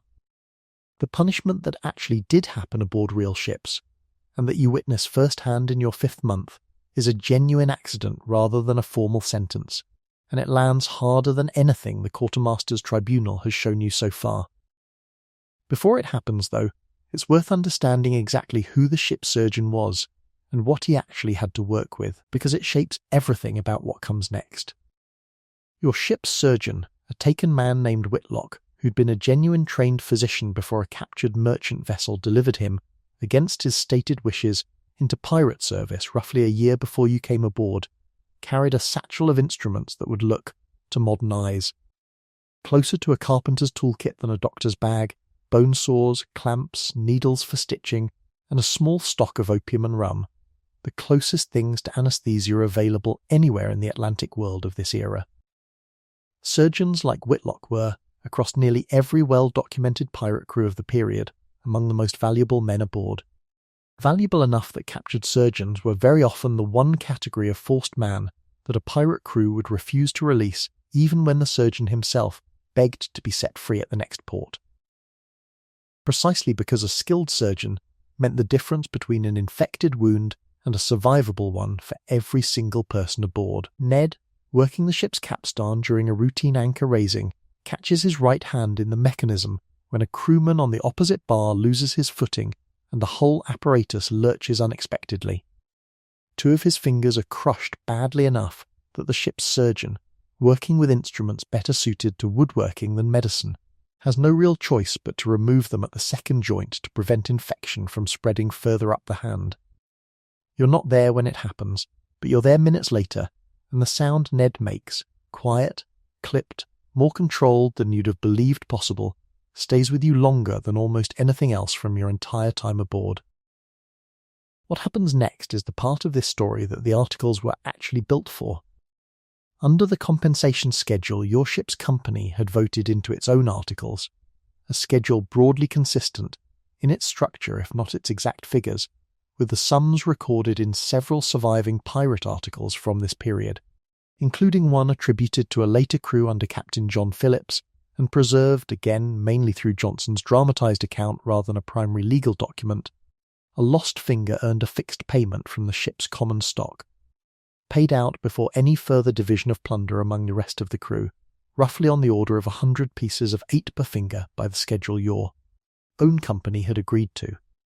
2 days later, in front of the assembled crew, the quartermaster counts out Ned's payment from the common chest, coin by coin, and hands it over without ceremony, the way you'd settle any other debt.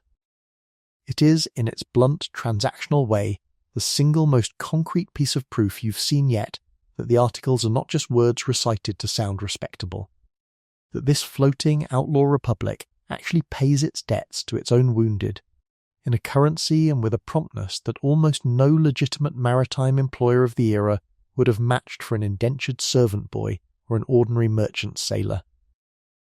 Ned doesn't say much about it in the days that follow. He adapts to the missing fingers faster than you expect, relearning small tasks with a stubborn, quiet patience that reminds you, not for the first time, how much of what makes him Ned has nothing to do with what his hands can or can't do. One evening, though, sitting together on the foredeck as the sun goes down, he tells you, without much drama, that the money doesn't fix anything. Not really. It's just money. And his hand will never be the same shape again no matter how many pieces of 8 sit in his sea chest. But he also tells you that back on the merchant ship where he served before all this, a boy who lost fingers in a shipboard accident would simply have been put ashore at the next port with nothing, no payment, no further obligation owed to him by anyone. A used tool discarded once it stopped working properly. Here at least, someone had to look him in the eye and pay him what the company had promised. That's not nothing, he says again, the same phrase he used months ago about the flogging you witnessed early on. You're starting to understand that for Ned, not nothing is about as close to hope as this life allows itself to get. There's a harder truth sitting underneath that hope, though, and Ned doesn't shy away from naming it either, in the same quiet conversation on the foredeck. The articles paid him because the company chose to honour them, because enough men aboard your ship believed, or at least behaved as though they believed, that a crew which didn't pay its wounded wouldn't stay a crew for very long. Nothing about that belief was guaranteed by any law beyond the ship's own rail. No English court, no colonial governor, no admiralty judge anywhere in the Atlantic world recognised the ship's articles as anything but evidence of criminal conspiracy. Should any of you ever be captured and tried. The fairness you've watched unfold aboard this ship, the tribunals, the votes, the payout counted out coin by coin in front of the whole company, exists entirely within a bubble that the outside world has no obligation to respect, and every reason to want to burst the moment any of you were unlucky enough to be brought before a judge instead of a quartermaster. That's the thought worth carrying forward. More than any single detail about coin counted out on a foredeck fairness aboard a ship like yours was always something the crew built and maintained for each other, moment by moment, vote by vote, never something handed down from above, and never something guaranteed to survive contact with the world beyond the ship's own rail. It was real. It was also, always, borrowed time, good for exactly as long as the company kept faith with it. And not one day longer, a fact every man and boy aboard understood, even when nobody said it aloud. That hope, such as it is, rests entirely on the articles being honoured, by your own crew, and by the wider world you're all still technically at war with.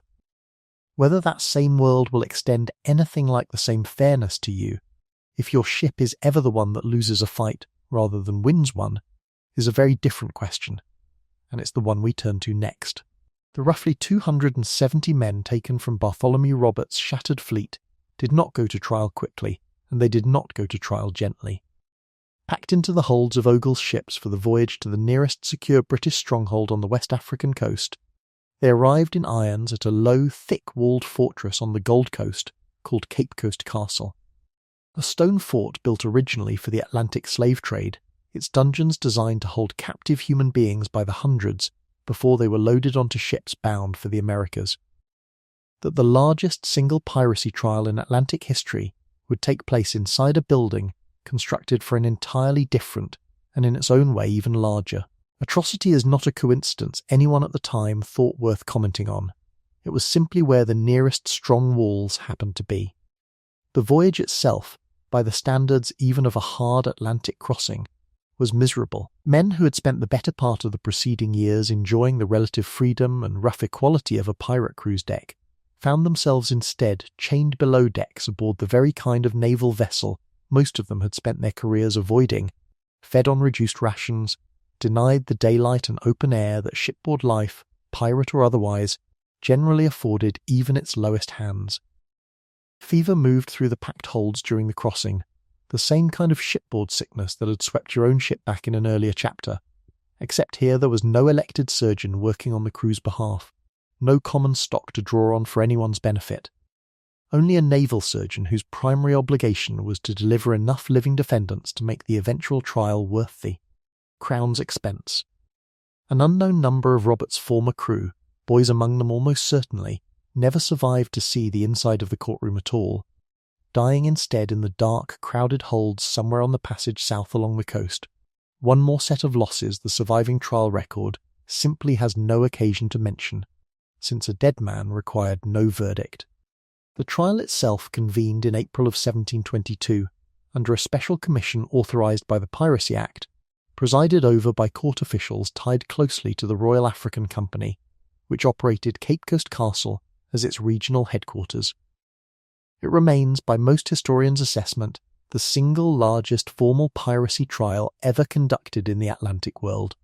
Somewhere in the range of 200 defendants processed over a period of roughly 2 weeks, an assembly line pace that tells you something about how little individual deliberation most of the accused actually received. The published record of the trial, compiled and printed not long afterward for a British reading public with an apparently insatiable appetite for pirate stories, survives today as one of the fullest first-hand windows historians have into how the forced man defence actually functioned in practice, rather than in the theoretical shorthand this whole story has used to describe it so far. It is worth remembering, too, that no comparable record survives for the vast majority of pirate crews of this era. Most captured pirates simply hanged at the nearest port with whatever local proceedings sufficed, no trial transcript preserved for later historians to comb through at all. The sheer scale of Robert's crew is the accidental reason we know as much as we do about how these questions of age and coercion were actually weighed, rather than simply asserted after the fact. Here's how it worked. Stripped of legal formality, each defendant was asked, in essence, to account for how he came to be aboard a pirate ship, and to produce evidence, the testimony of a captured merchant sailor who remembered him being taken unwillingly. A documented history of refusing to sign the articles. A pattern of behaviour suggesting reluctant participation rather than enthusiastic. Criminality, that he had never truly consented to piracy at all. Roughly a fifth of those tried were acquitted entirely on these grounds, their forced man defence accepted by the court. A further group, difficult to pin to an exact figure across the surviving accounts, but reasonably estimated at around 20 men, received a sentence that split the difference between execution and freedom. Indentured labour in the Royal African Company's own service on the Gold Coast, a punishment that amounted to trading one form of forced captivity for another. Closer to home and considerably less deadly, but scarcely what anyone would call justice. And somewhere in the range of 50 men, the surviving accounts place the figure at roughly 52, were sentenced to hang, and did, in a mass execution carried out at the castle over the following days. The proceedings themselves took place within the thick stone walls of the castle's great hall, a space built originally for trade negotiations and company business, rather than criminal justice, packed for 2 straight weeks with defendants, guards, witnesses, and the general public that colonial trials of this scale reliably attracted. The West African coastal heat, oppressive even by the standards of men who'd spent years at sea, filled the hall with the smell of packed, unwashed bodies still wearing the same clothes they'd been captured in weeks or months earlier. Cases moved quickly, sometimes in a matter of minutes per defendant, the court working through the sheer volume of the accused with an efficiency that left little room for the kind of careful individual consideration a single capital case might otherwise have received in an ordinary English courtroom. The court itself was an unusual hybrid by any modern legal standard, and it's worth understanding exactly how unusual, because it shapes how much confidence we should place in its fairness. The judges hearing these cases were not independent magistrates sent from London with no stake in the outcome.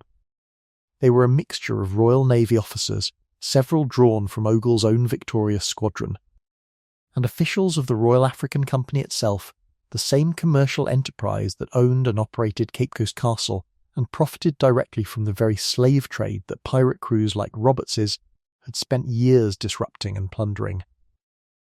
A modern court would recognise this immediately as a conflict of interest almost too obvious to need explaining. The men judging whether captured pirates deserved mercy were in more than a few cases the same men whose commercial interests those pirates had spent years actively damaging. That the trial nonetheless produced a meaningful number of acquittals rather than simply hanging every defendant on principle suggests the forced man defence carried genuine evidentiary weight even inside a court structurally inclined against leniency. But it's also worth remembering, walking into the details that follow, exactly whose interests this particular bench was ultimately built to serve. Age mattered to this court, though inconsistently, and mostly at the margins. The published trial record makes clear that the youngest defendants received noticeably closer scrutiny than the older, more established members of Robert's crew, and several of the youngest were among those acquitted outright. The court apparently reluctant to hang boys barely into their teens for crimes that, whatever their actual role aboard ship, they had very plausibly not chosen for themselves in any meaningful sense. It's worth reconstructing, carefully and with the appropriate caution the record demands, roughly what one of those cases likely looked like. Drawing on the general pattern the trial record shows for defendants of similar age and circumstance, rather than quoting any single verbatim transcript entry. Picture a boy of perhaps 14, brought before the court still wearing the same salt-stained shirt he'd likely been captured in months earlier, standing where dozens of grown men had already stood and would stand after him. His hands, if the general pattern the record shows for defendants of his age holds true, would have been shaking, not from cold, but from a fear no amount of shipboard drilling with a boarding axe could have prepared him for. Every threat you've watched him face across this whole story so far had at least come with the small comfort of a crew around him who'd voted him in, fed him, taught him to swim. This room offered none of that. He is asked how he came to be aboard the Royal Fortune. He explains, in the halting, frightened cadence the record's occasional editorial notes suggest was common among the youngest defendants, that he had been a ship's boy aboard a merchant vessel taken by Robert's crew, that he had never been permitted a real choice in the matter, that he had spent his months aboard doing the same unglamorous work, hauling, running powder, standing watch, that any servant boy anywhere might have been assigned regardless of which flag flew overhead.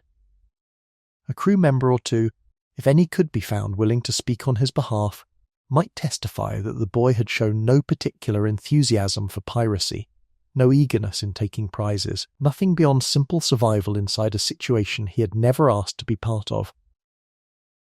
It's a defence that echoes, almost word for word in its basic shape, the one Thomas Davis successfully made after the Wider's wreck 5 years earlier, the same forced man argument. The same appeal to a court's willingness to distinguish between a genuine criminal and a frightened captive swept up in someone else's enterprise. Davis walked free off the strength of that argument in a Massachusetts courtroom in 1717. Whether this reconstructed boy, or the real defendants his case is drawn from, received the same mercy at Cape Coast Castle 5 years later, depended on factors far less within his control than the truth of his own account, which judge happened to be listening that particular morning. How many cases had already been heard that day, whether the court's patience for careful individual deliberation had already worn thin after processing dozens of nearly identical stories in the preceding hours. The court, weighing all of this against the alternative of hanging a child for the crime of having been 14 years old aboard the wrong ship at the wrong time, more often than not chose to acquit, or occasionally to sentence to a term of labour rather than the noose. It was not universal mercy. It was not even reliable mercy. But it was, by the standards of an era not otherwise known for extending much consideration to captured pirates of any age, a genuine and repeated pattern the record shows plainly enough to trust. The mercy shown to some of the youngest white and mixed heritage defendants stands in stark, ugly contrast to what the same court did with a substantial number of the black men taken from Robert's crew.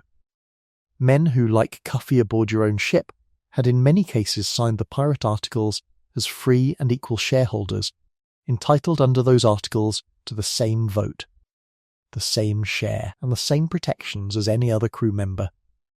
The Royal African Company, which effectively controlled the proceedings at Cape Coast Castle, did not extend English legal process to a significant portion of these men at all. Historians who have studied the trial closely, Marcus Rediker's research into the social history of Atlantic piracy is among the fuller accounts of this specific injustice. Describe roughly 70 or more black crew members being treated not as criminal defendants entitled to a defence, forced man or otherwise, but as property sold or reassigned into the very system of chattel slavery that some of them had escaped, however briefly and however dangerously, by joining a pirate crew in the first place. There is no dry joke to make here, and this segment of tonight's story doesn't reach for one. What sits underneath this particular fact is the sharpest possible illustration of everything this whole script has been circling since the very first chapter. The fairness, the shared vote, the equal share.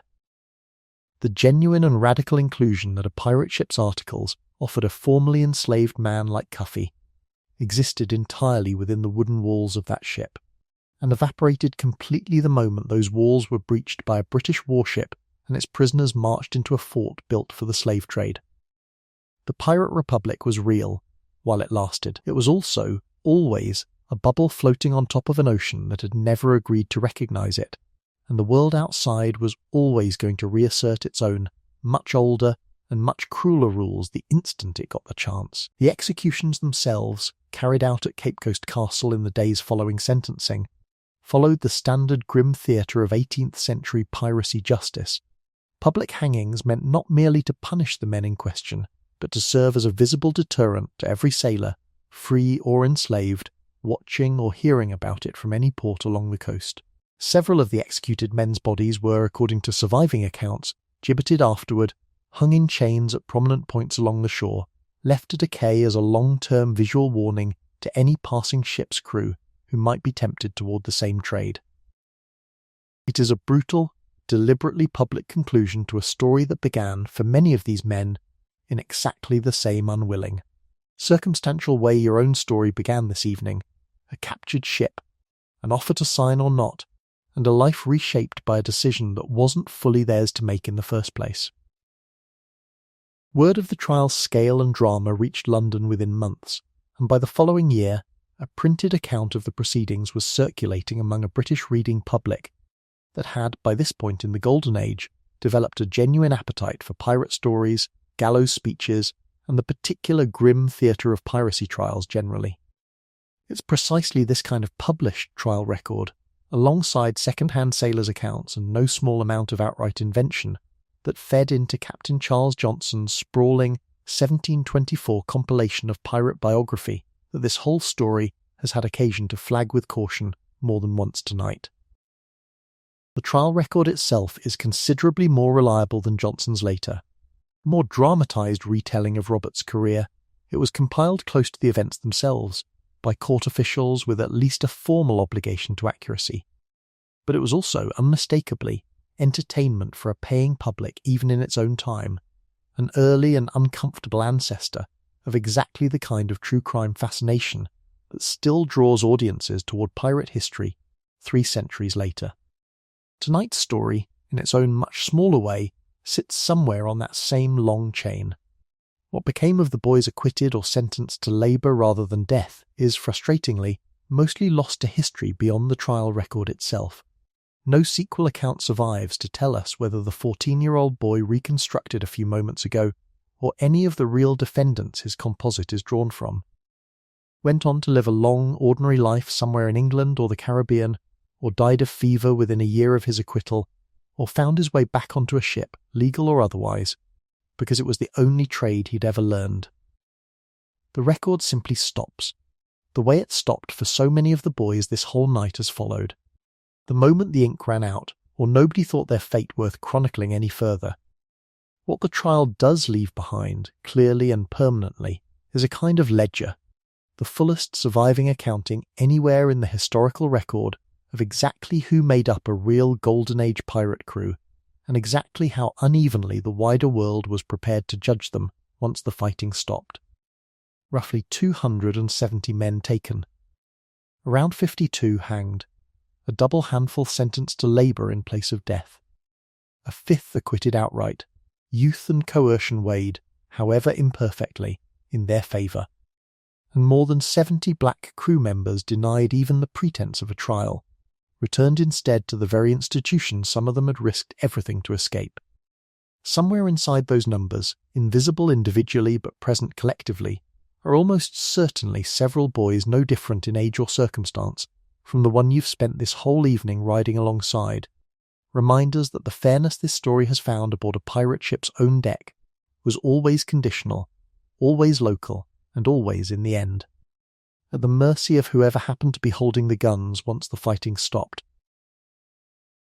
If you've been holding Cuffy in mind across this whole story, his rope-burned hands, his off-key shanties, the calm, patient way he taught a frightened new boy where the water butt was before anything else, the Cape Coast Castle trial is where that thread has to be reckoned with honestly. Nothing in the surviving record connects Cuffy specifically to Robert's crew or to this particular trial. His story, as this account has told it, unfolds aboard a different ship entirely. But the men denied a trial at Cape Coast Castle, sold back into the system some of them had risked their lives to escape, were exactly the kind of men Cuffy represents in this story. Sailors who found, for a season, something on a pirate deck that the rest of the Atlantic world had no intention of ever offering them again. Their names, with vanishingly few exceptions, don't survive any better than the ship's boys' names have survived all night. They are there in the must accounts and the company's shipping ledgers, sold and resold, present in every reasonable accounting of what happened at that fort in April of 1722, and absent from almost every sentence anyone bothered to write about them as individuals. It is perhaps the single starkest example this entire story has offered of the gap between what the record preserves and what actually happened. A gap that by now, several hours into this story, you've learned to listen for as carefully as any date or number. Not every ship's boy's story ends in a courtroom, though, and not every danger a boy like you faced aboard a pirate ship came from an enemy's cannon or a judge's gavel. Plenty of it came from something far less dramatic and, in its own quiet way, far more likely to kill you, the sea itself, and the ordinary, unglamorous business of simply trying to stay alive long enough to grow up. That's a different kind of danger than a courtroom or a broadside, quieter, slower, and in its own way just as unforgiving, and it's where your own story picks back up now, 6 months into a life that has already asked far more of you than anyone back on that first captured merchant deck could have guessed, and that still has a fair amount of asking left to do, whether you're ready for it or not. Because the sea, unlike a courtroom, never waits for anyone to be ready. It simply arrives on its own schedule and expects you to already know how to meet it. The sea keeps no trial record, no muster, no articles. It doesn't care whether you signed willingly or were pressed against your will, whether you're 14 or 40, whether a quartermaster ever counted out a fair share on your behalf. Back aboard your own ship, 6 months into this life now, you're about to learn exactly how little all of that matters once the weather, rather than another crew, decides to test you. It begins, as it so often does, with something almost pleasant, a stretch of unusually calm, glassy seas that last nearly a week. The kind of weather sailors of this era regarded with as much suspicion as gratitude, since a becalmed ship burns through fresh water at an alarming rate with no wind to carry it anywhere useful. Osei watches the horizon each morning with a set jaw you've learned to read as concern rather than boredom, and by the 5th day of dead calm, he tells you and Ned both, in his usual flat, unhurried way, that this kind of stillness in these particular waters, at this particular time of year, tends to mean something is building somewhere just past the horizon, gathering strength precisely because nothing is moving to disperse it. You ask him how he knows. He says he doesn't, not for certain. Nobody in this era has any reliable way of forecasting a storm before its outer edges are already visible, but that a lifetime at sea teaches you to trust an uneasy feeling in your gut roughly as much as you trust any instrument in the ship's chest. He's right. On the 7th day, the wind returns all at once, and it does not return gently. What builds over the following 18 hours is, by every account you'll hear discussed among the crew afterward, one of the worst storms several of the older hands have weathered in years of sailing these waters sustained gale-force winds, driving rain reducing visibility to almost nothing, and swells tall enough that the ship seems, at their crest, to hang suspended in open air, before crashing down into the following trough hard enough to rattle your teeth. Every hand aboard, boy and captain alike, spends those 18 hours doing whatever the sea demands rather than whatever rank might otherwise assign, hauling on sodden lines with hands so cold they've stopped fully obeying your commands, bailing water that comes aboard faster than any pump can clear it, and simply holding on. White-knuckled to whatever fixed point on the ship happens to be nearest when a particularly vicious swell threatens to take you over the rail entirely. By the storm's 12th hour, exhaustion has become its own separate danger, arguably more immediate than the weather itself. A sailor named Higgins, working a line near the bow, loses his footing on a deck slick with rain and seawater and goes down hard, his leg catching awkwardly beneath a loose block that the storm has torn free from its proper fitting. The break is bad enough that even in the chaos, several men nearby stop what they're doing just long enough to haul him below to Whitlock's care, where the surgeon, working by lantern light in a pitching heaving compartment that makes even standing upright a genuine challenge, sets the bone as best he can and lashes Higgins into his hammock to keep him from further injury until the storm passes. There is no ceremony to any of this. There's barely time to register it as anything more than one more problem among dozens demanding attention in the same 18 hours. You yourself come closest to disaster in the storm's final hours, exhausted past the point of clear thinking, when a line you're hauling suddenly goes slack in a way that means it's parted somewhere out of sight, and the sudden release of tension sends you stumbling backward across a deck, offering no reliable footing whatsoever. What saves you is not skill, not the months of training Cuffy has drilled into you, but pure, dumb proximity, Ned. Working the next line over, grabs a fistful of your shirt on pure reflex and hauls you back before the next swell can finish what the parted line started. It's the second time in this story he's caught you at the exact moment your own grip failed, and neither of you says anything about it once the immediate danger passes, because there's no time to, and because by now you both understand this is simply what you do for each other out here, not friendship exactly, still, not quite, but something that has become, through repetition and shared danger, functionally indistinguishable from it. The storm breaks sometime before dawn, the wind dropping with a suddenness that feels almost as disorienting as its arrival, leaving the crew standing on a battered, sodden deck under a clearing sky, doing the exhausted arithmetic of what's been lost. The mainmast has cracked, not broken through entirely, but compromised enough that it needs immediate reinforcement before it can bear full sail again. 2 men beyond Higgins have suffered lesser injuries, a dislocated shoulder, a badly gashed hand, and the ship has taken on enough water that the pumps will need working in shifts for the better part of the next 2 days just to bring the hold back to a manageable level. Nobody died. By the standards of Atlantic storms in this era, that alone counts as a genuinely good outcome, and Osei tells you, with the closest thing to visible relief you've seen from him yet, that he sailed through worse storms that claimed a third of a ship's crew before the weather finally relented. Storms were, by a wide margin, the single deadliest hazard any sailor of this era faced, pirate or otherwise, and the historical record bears this out with grim consistency. Far more sailors across the Golden Age died to weather, disease, and shipwreck than ever died in ship-to-ship combat.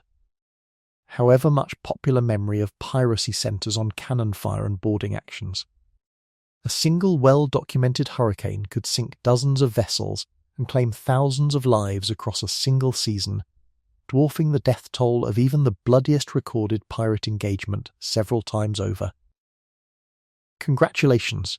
You've survived one of the actual leading causes of death in your new profession, and nobody back home will ever hear about it, because a storm survived leaves no prize to brag about and no captain's name to attach to the telling.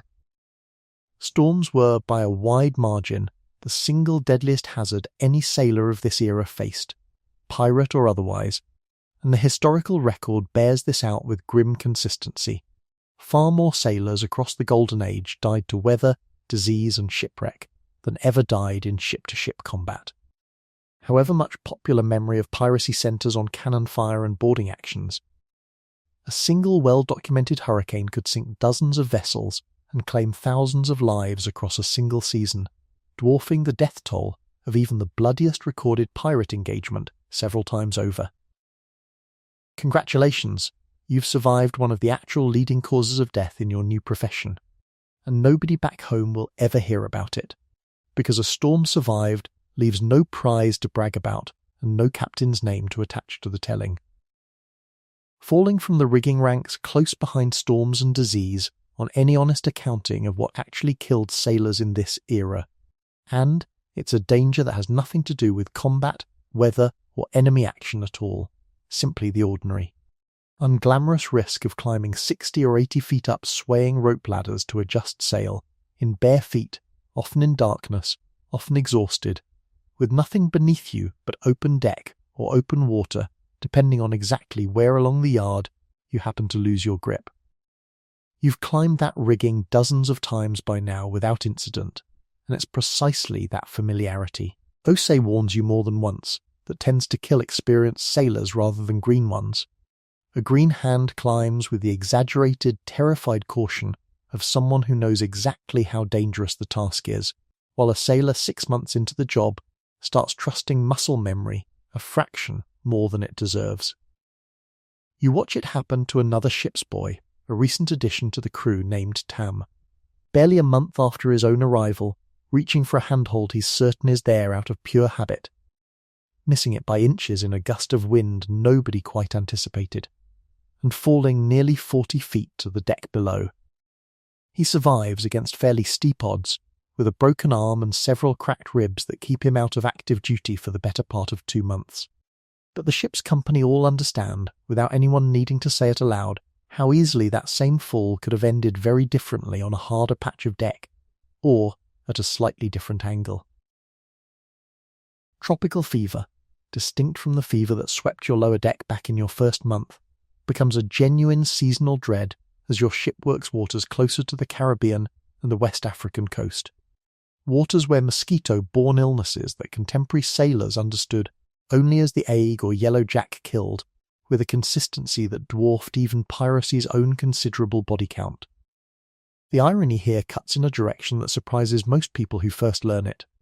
The Royal Navy's own anti-piracy patrols, the very ships and crews tasked with hunting men like your Captain down, frequently lost far more sailors to tropical fever during a single extended Caribbean deployment than they ever lost to actual combat with pirate vessels. A grim statistic recorded across numerous surviving naval correspondence and muster records from the period. Osei tells you, matter-of-factly, that he's seen entire naval crews reduced by a third or more over a single fever season without a single shot being fired at them by anyone, and that in this narrow, specific sense. A pirate ship's willingness to avoid disease-prone anchorages whenever a vote could manage it gave you, paradoxically, better odds against fever than the very Navy hunting you down. 2 weeks after the storm, with the mainmast repaired and the ship back to something resembling normal operation, a different and quieter danger begins working its way through the crew. Scurvy. The disease that would go on to claim, by some later naval historians' estimates, more sailors across the age of sail than combat, storms, and every other cause of death combined. You'd first noticed it in yourself as a strange, persistent tiredness and a tenderness in your gums that made even soft ship's biscuit uncomfortable to chew.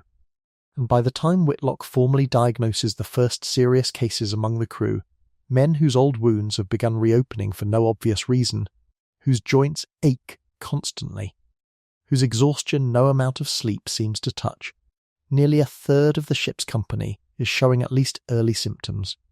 Nobody aboard fully understands the actual cause. The connection between scurvy and a lack of fresh fruit and vegetables in the diet wouldn't be definitively proven for decades yet. Though some captains and surgeons of this era had already noticed, empirically if not scientifically, that crews who managed to secure citrus or fresh greens during a voyage seemed to fare noticeably better than those who didn't. Your captain, whatever else might be said of him, takes the outbreak seriously enough to divert the ship toward a small, little-used island, roughly 3 days off your current course. Purely on the strength of Osai's memory that it had reliable fresh water and, more importantly, wild citrus trees planted generations earlier by an entirely different set of sailors passing through. It's a real detour, costing days that could otherwise have been spent hunting prizes, and it happens anyway, because a ship's company too weak and sick to fight or sail is worth nothing regardless of how many prizes might be waiting somewhere over the horizon. You spend 2 days ashore with the rest of the healthier hands, gathering fruit by the basket load, and watch, over the following week, as the worst symptoms among the sick begin, gradually, to recede. Ned is among those hit hardest by the outbreak, his weakened constitution from the earlier capstan accident apparently leaving him more vulnerable than most, and for several days you take on double duty again, the way you did during the fever outbreak back in your 3rd month, covering his watches without being asked, bringing him extra portions of the gathered fruit before anyone else gets their share. He notices, of course he notices, and says nothing about it directly, but on the 4th day, weak and pale but visibly improving, he tells you, with the particular dry understatement that's become his trademark across this whole story, that you're getting entirely too good at keeping him alive, and he's starting to worry what he'll do without you once you're both too old for this life to want either of you anymore. It's the closest thing to an admission of real affection either of you has offered the other across 6 months aboard, and you don't quite know what to do with it, so you simply sit with him a while longer, saying nothing, which by now you both understand is its own complete answer. By your 7th month aboard, having survived a storm, an outbreak of scurvy, and the ordinary daily hazards this whole story has already walked you through, you've become something you genuinely weren't when you first stood terrified on that captured merchant's deck, a functioning, valued and reasonably competent member of a working pirate crew. By your 7th month aboard, having survived a storm, an outbreak of scurvy, and the ordinary daily hazards this whole story has already walked you through, you get one more reminder that danger on a pirate ship rarely announces itself politely. A merchant vessel spotted at dawn turns out to be more heavily armed than your captain's initial read suggested, and what should have been a straightforward, one-sided capture turns instead into a genuine exchange of cannon fire lasting the better part of an hour before the merchant crew, badly outgunned despite their surprising initial resistance, finally strikes their colours. You spend that hour exactly where Cuffy trained you to be all those months ago, running powder from magazine to gun deck in the same practiced motion you drilled on an empty deck back when this whole life still felt unfamiliar and impossible. It is loud in a way that no amount of prior description, even your own memory of the storm, quite prepares you for, a physical, chest-shaking loudness that leaves your ears ringing for the better part of a full day afterward. One small taste of the same permanent hearing damage that claimed so many older gun crews across this era, including, quite possibly, some of the very sailors this story has already introduced you to. Nobody aboard your ship dies in the exchange, though 2 men take wounds serious enough for Whitlock's attention, and the merchant crew loses 3 of their own defending a cargo that, in the end, gets taken anyway. You come away from your first genuine taste of ship-to-ship combat with nothing worse than ringing ears and shaking hands, and you understand, standing on a deck littered with spent shot and splintered rail, exactly how much luck was doing the work that skill and training alone couldn't quite cover. It's worth pausing, here near the end of this particular thread, to hold the actual numbers alongside everything you've lived through tonight. Historians who've studied mortality among Golden Age pirate crews generally estimate that a working pirate career, start to finish, averaged something under 2 years before ending in death, capture, or a rare and lucky retirement. A genuinely brutal statistic when you consider how much of that mortality came not from the dramatic ship-to-ship battles this whole story has spent real time on, but from exactly the quieter hazards this chapter has walked through: storms, disease, falls, infected wounds that a modern hospital would treat as routine. A ship's boy taken young as you were, faced every one of those same hazards with a smaller body, less physical reserve, and considerably less say in whether the ship sailed into a known storm season or lingered in disease-prone waters a season too long? The honest answer to tonight's title question, why you wouldn't last a day as a pirate ship's cabin boy, was never really about a single dramatic hour of combat, however much that makes for better storytelling.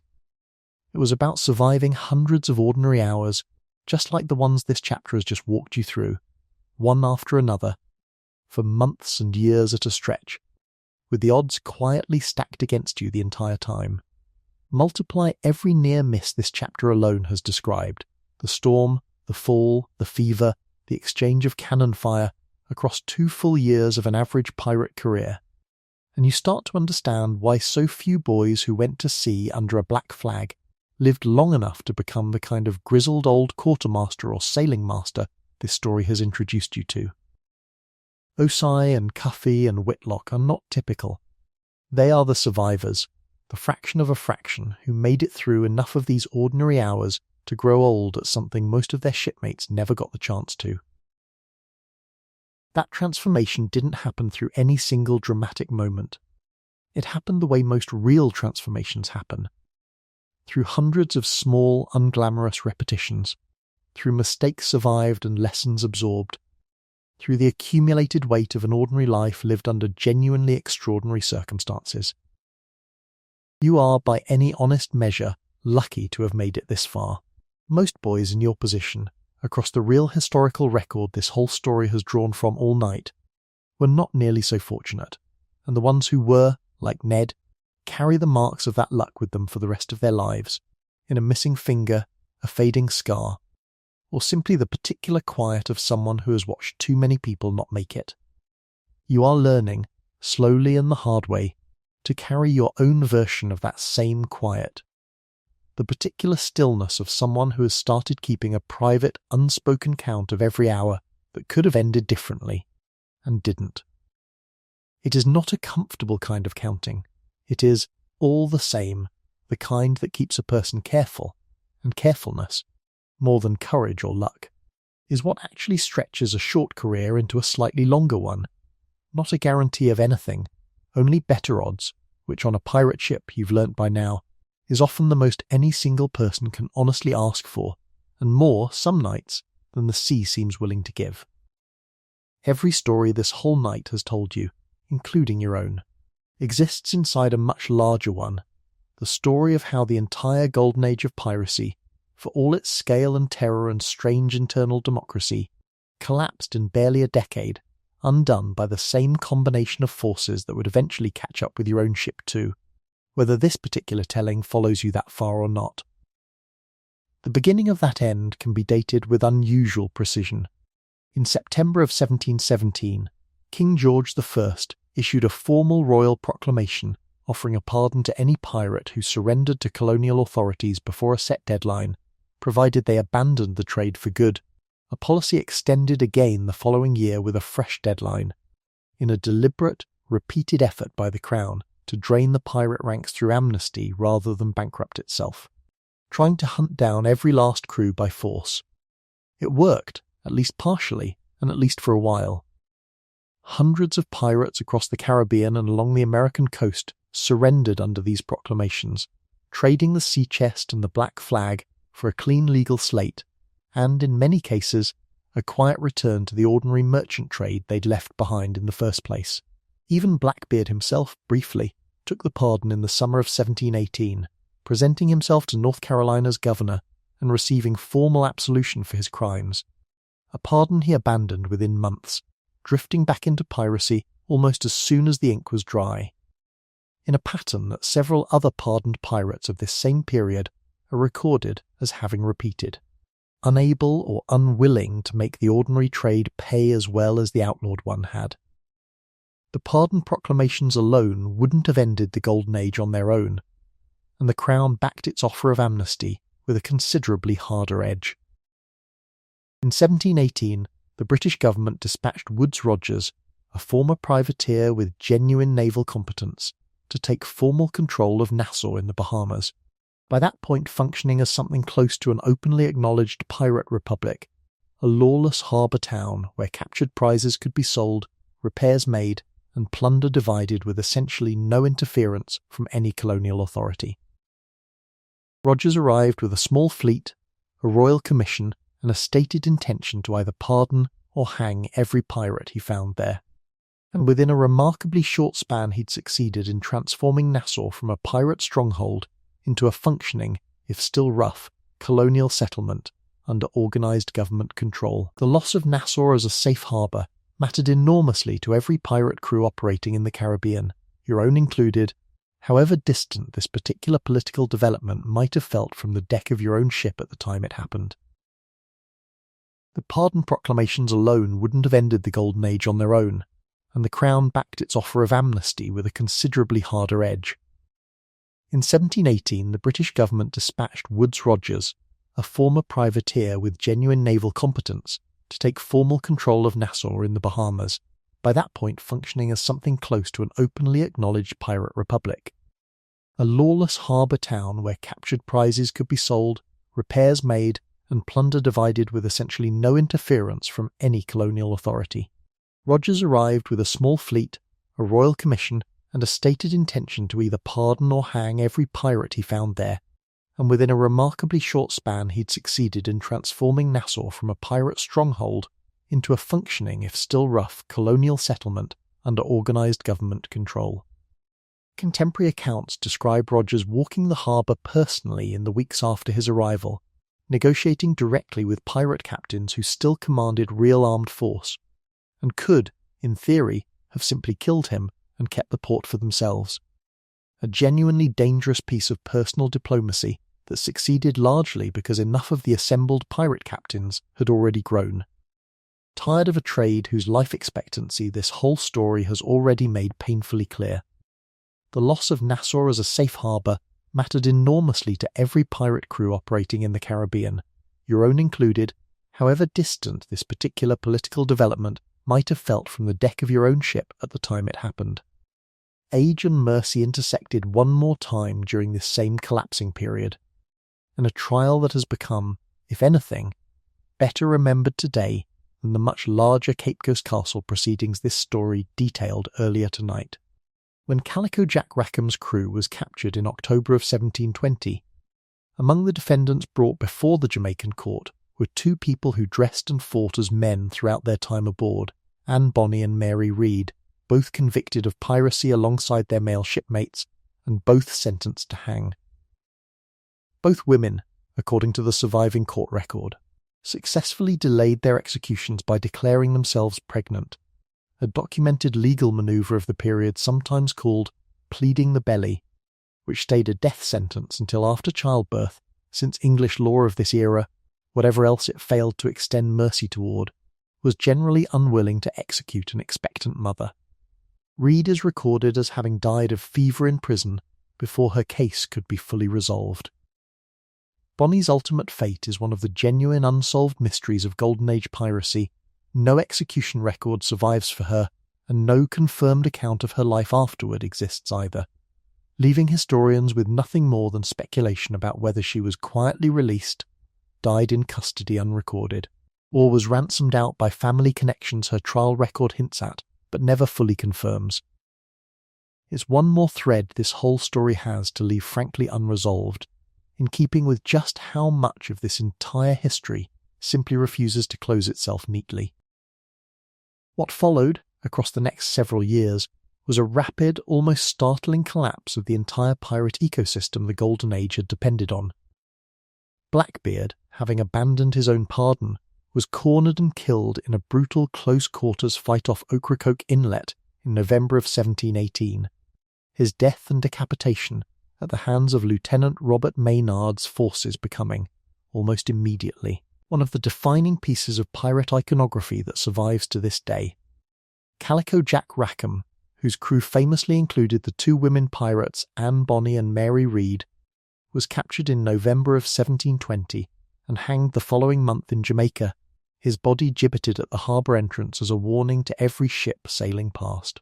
And Bartholomew Roberts, as this story has already walked you through in considerable detail, died in February of 1722 off the coast of Africa, his death and the subsequent Cape Coast Castle trial marking, by most historians' assessment, something close to the practical end of the Golden Age's most productive and dangerous phase.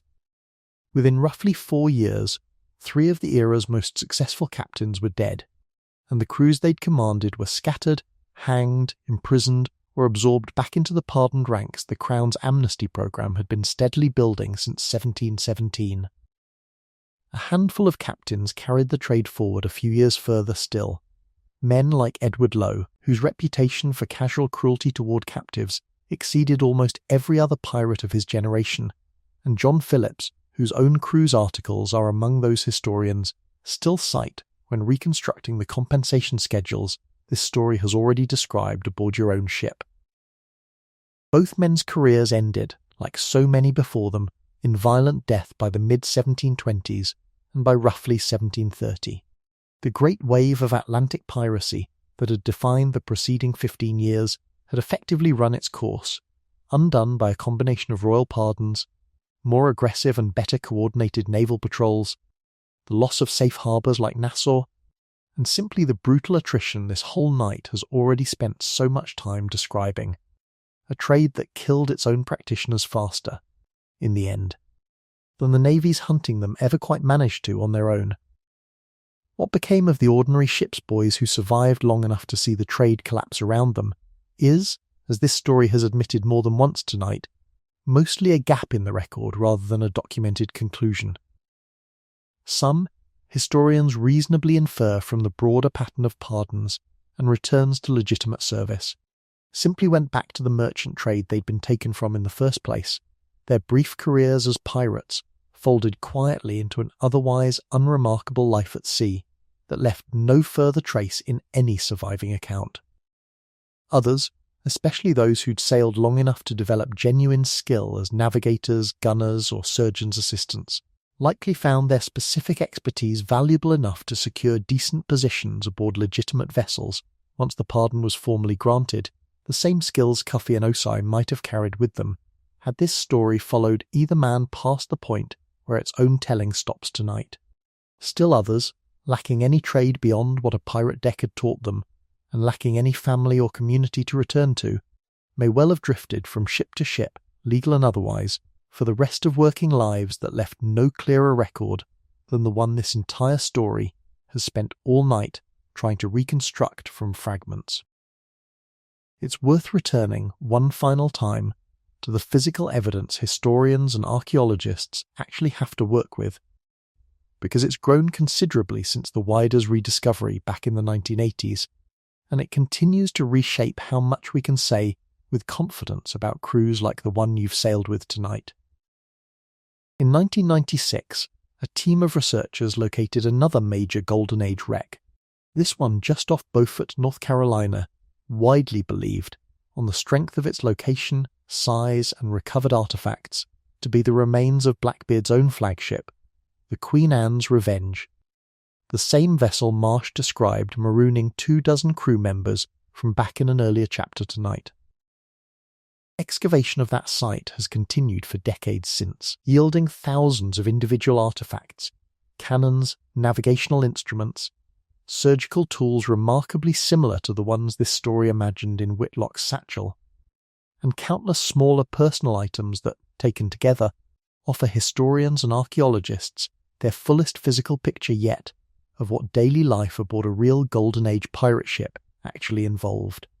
Beyond what any single surviving trial record or captain's account could tell us on its own, it's worth returning one final time to the physical evidence historians and archaeologists actually have to work with, because it's grown considerably since the Wider's rediscovery back in the 1980s, and it continues to reshape how much we can say with confidence about crews like the one you've sailed with tonight.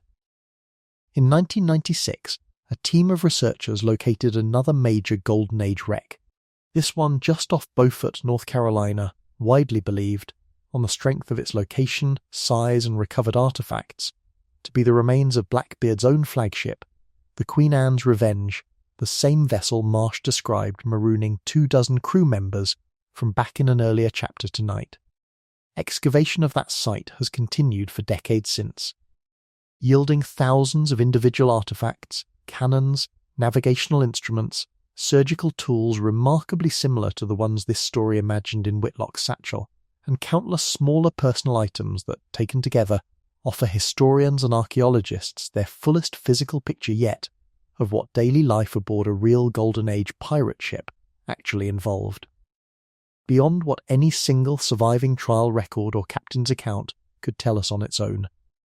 The scale of that recovery effort is worth sitting with for a moment, because it says something about how much painstaking, unglamorous work stands behind every confident historical claim this story has made tonight. Conservators working on artefacts recovered from the Queen Anne's Revenge site have spent years on individual objects, carefully desalinating iron cannon barrels that would otherwise crumble to rust within hours of exposure to open air after nearly 3 centuries submerged, painstakingly separating and cataloguing corroded masses of shot, tools, and personal effects that arrived at the surface fused together into single unrecognisable lumps of oxidised metal and marine growth.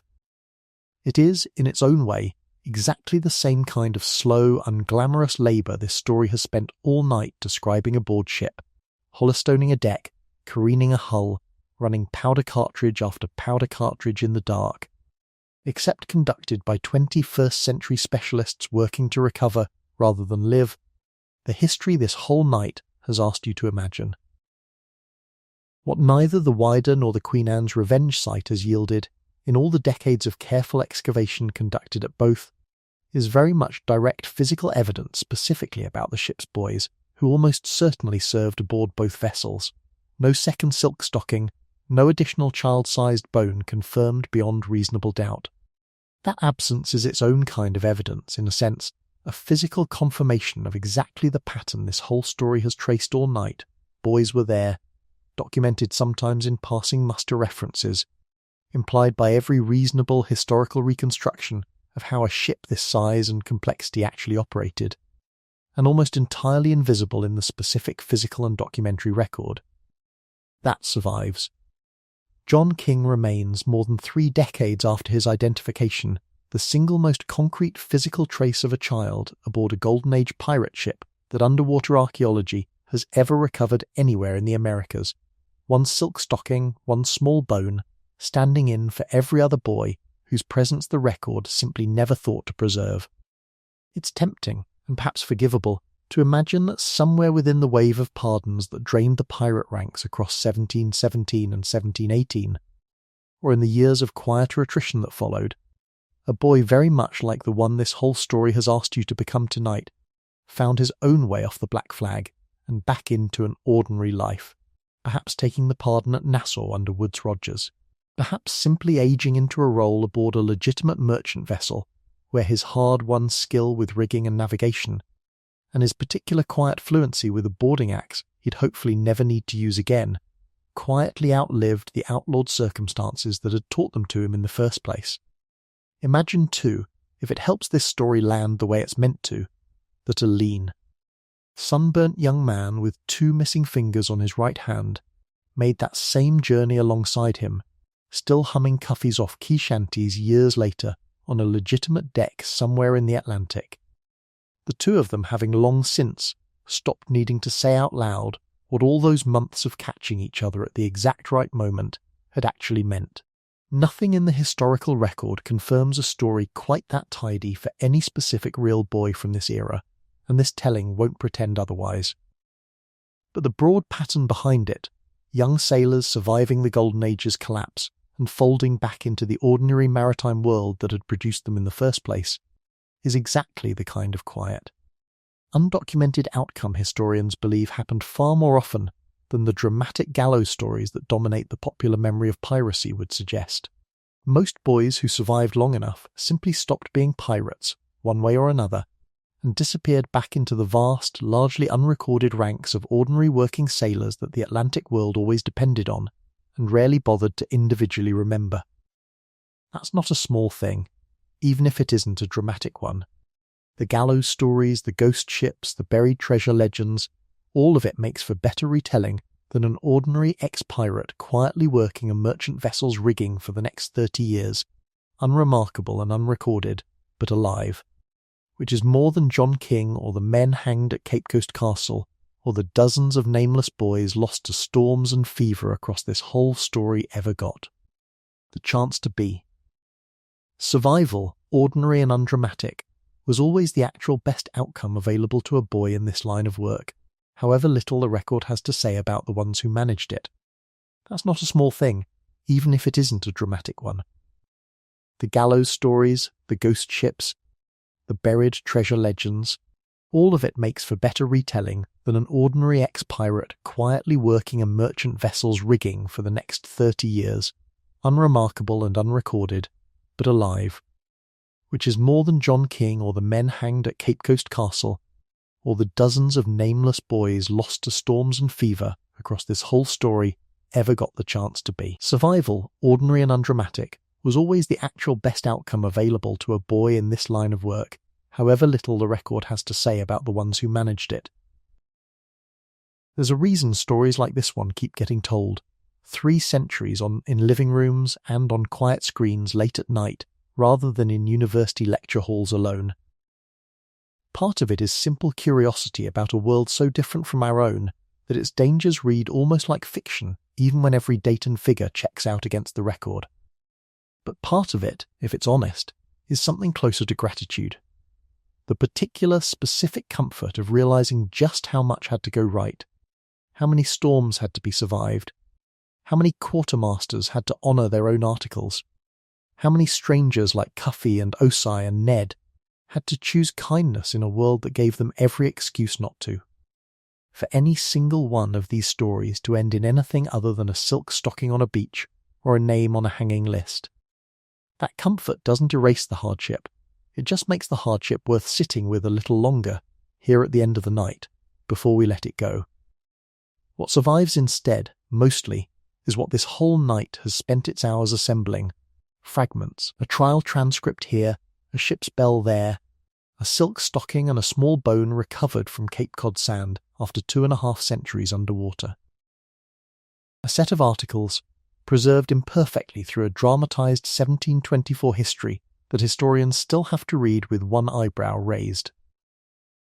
A handful of named men, Bartholomew Roberts, Blackbeard, Woodes Rogers, Challoner Ogle, whose stories survive in enough detail to anchor an entire chapter, standing in for hundreds of others whose names simply didn't make it into any surviving sentence at all.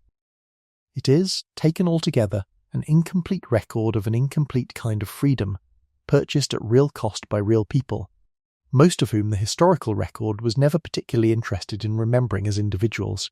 Tonight, for a few hours, this story has tried to remember a few of them anyway, the ones the record kept, and the many more it didn't, boys and men alike, hauled out of the dark for one more telling, before the night finally lets them rest. Somewhere between a coil of missing rope and a courtroom in a slave trade fort, between a storm off an unnamed coast and a silk stocking pulled gently out of Cape Cod sand 3 centuries later, this whole story has really only been asking one question. What did it cost, in specific, countable human terms, for a boy to go to sea under a black flag? The answer was never a single number. It was a rope, a vote, 100 pieces of 8 counted out for 2 missing fingers, a 14-year-old's shaking hands in a courtroom built for a different atrocity entirely, and one small leg bone that took 267 years to finally get a name. John King never grew up.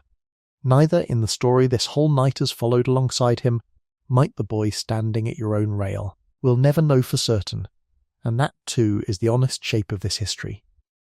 What both of them shared, real and imagined alike, was an ordinary human wish to matter to somebody, to choose something for themselves in a world that rarely lets servant boys choose anything at all. A silk stocking, a missing finger paid for in full, a shanty sung off key by someone who never let you fall. You're warm right now, you're dry.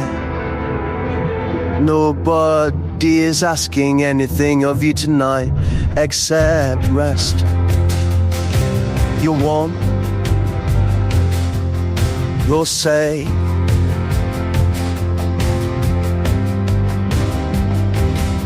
Tonight that's enough.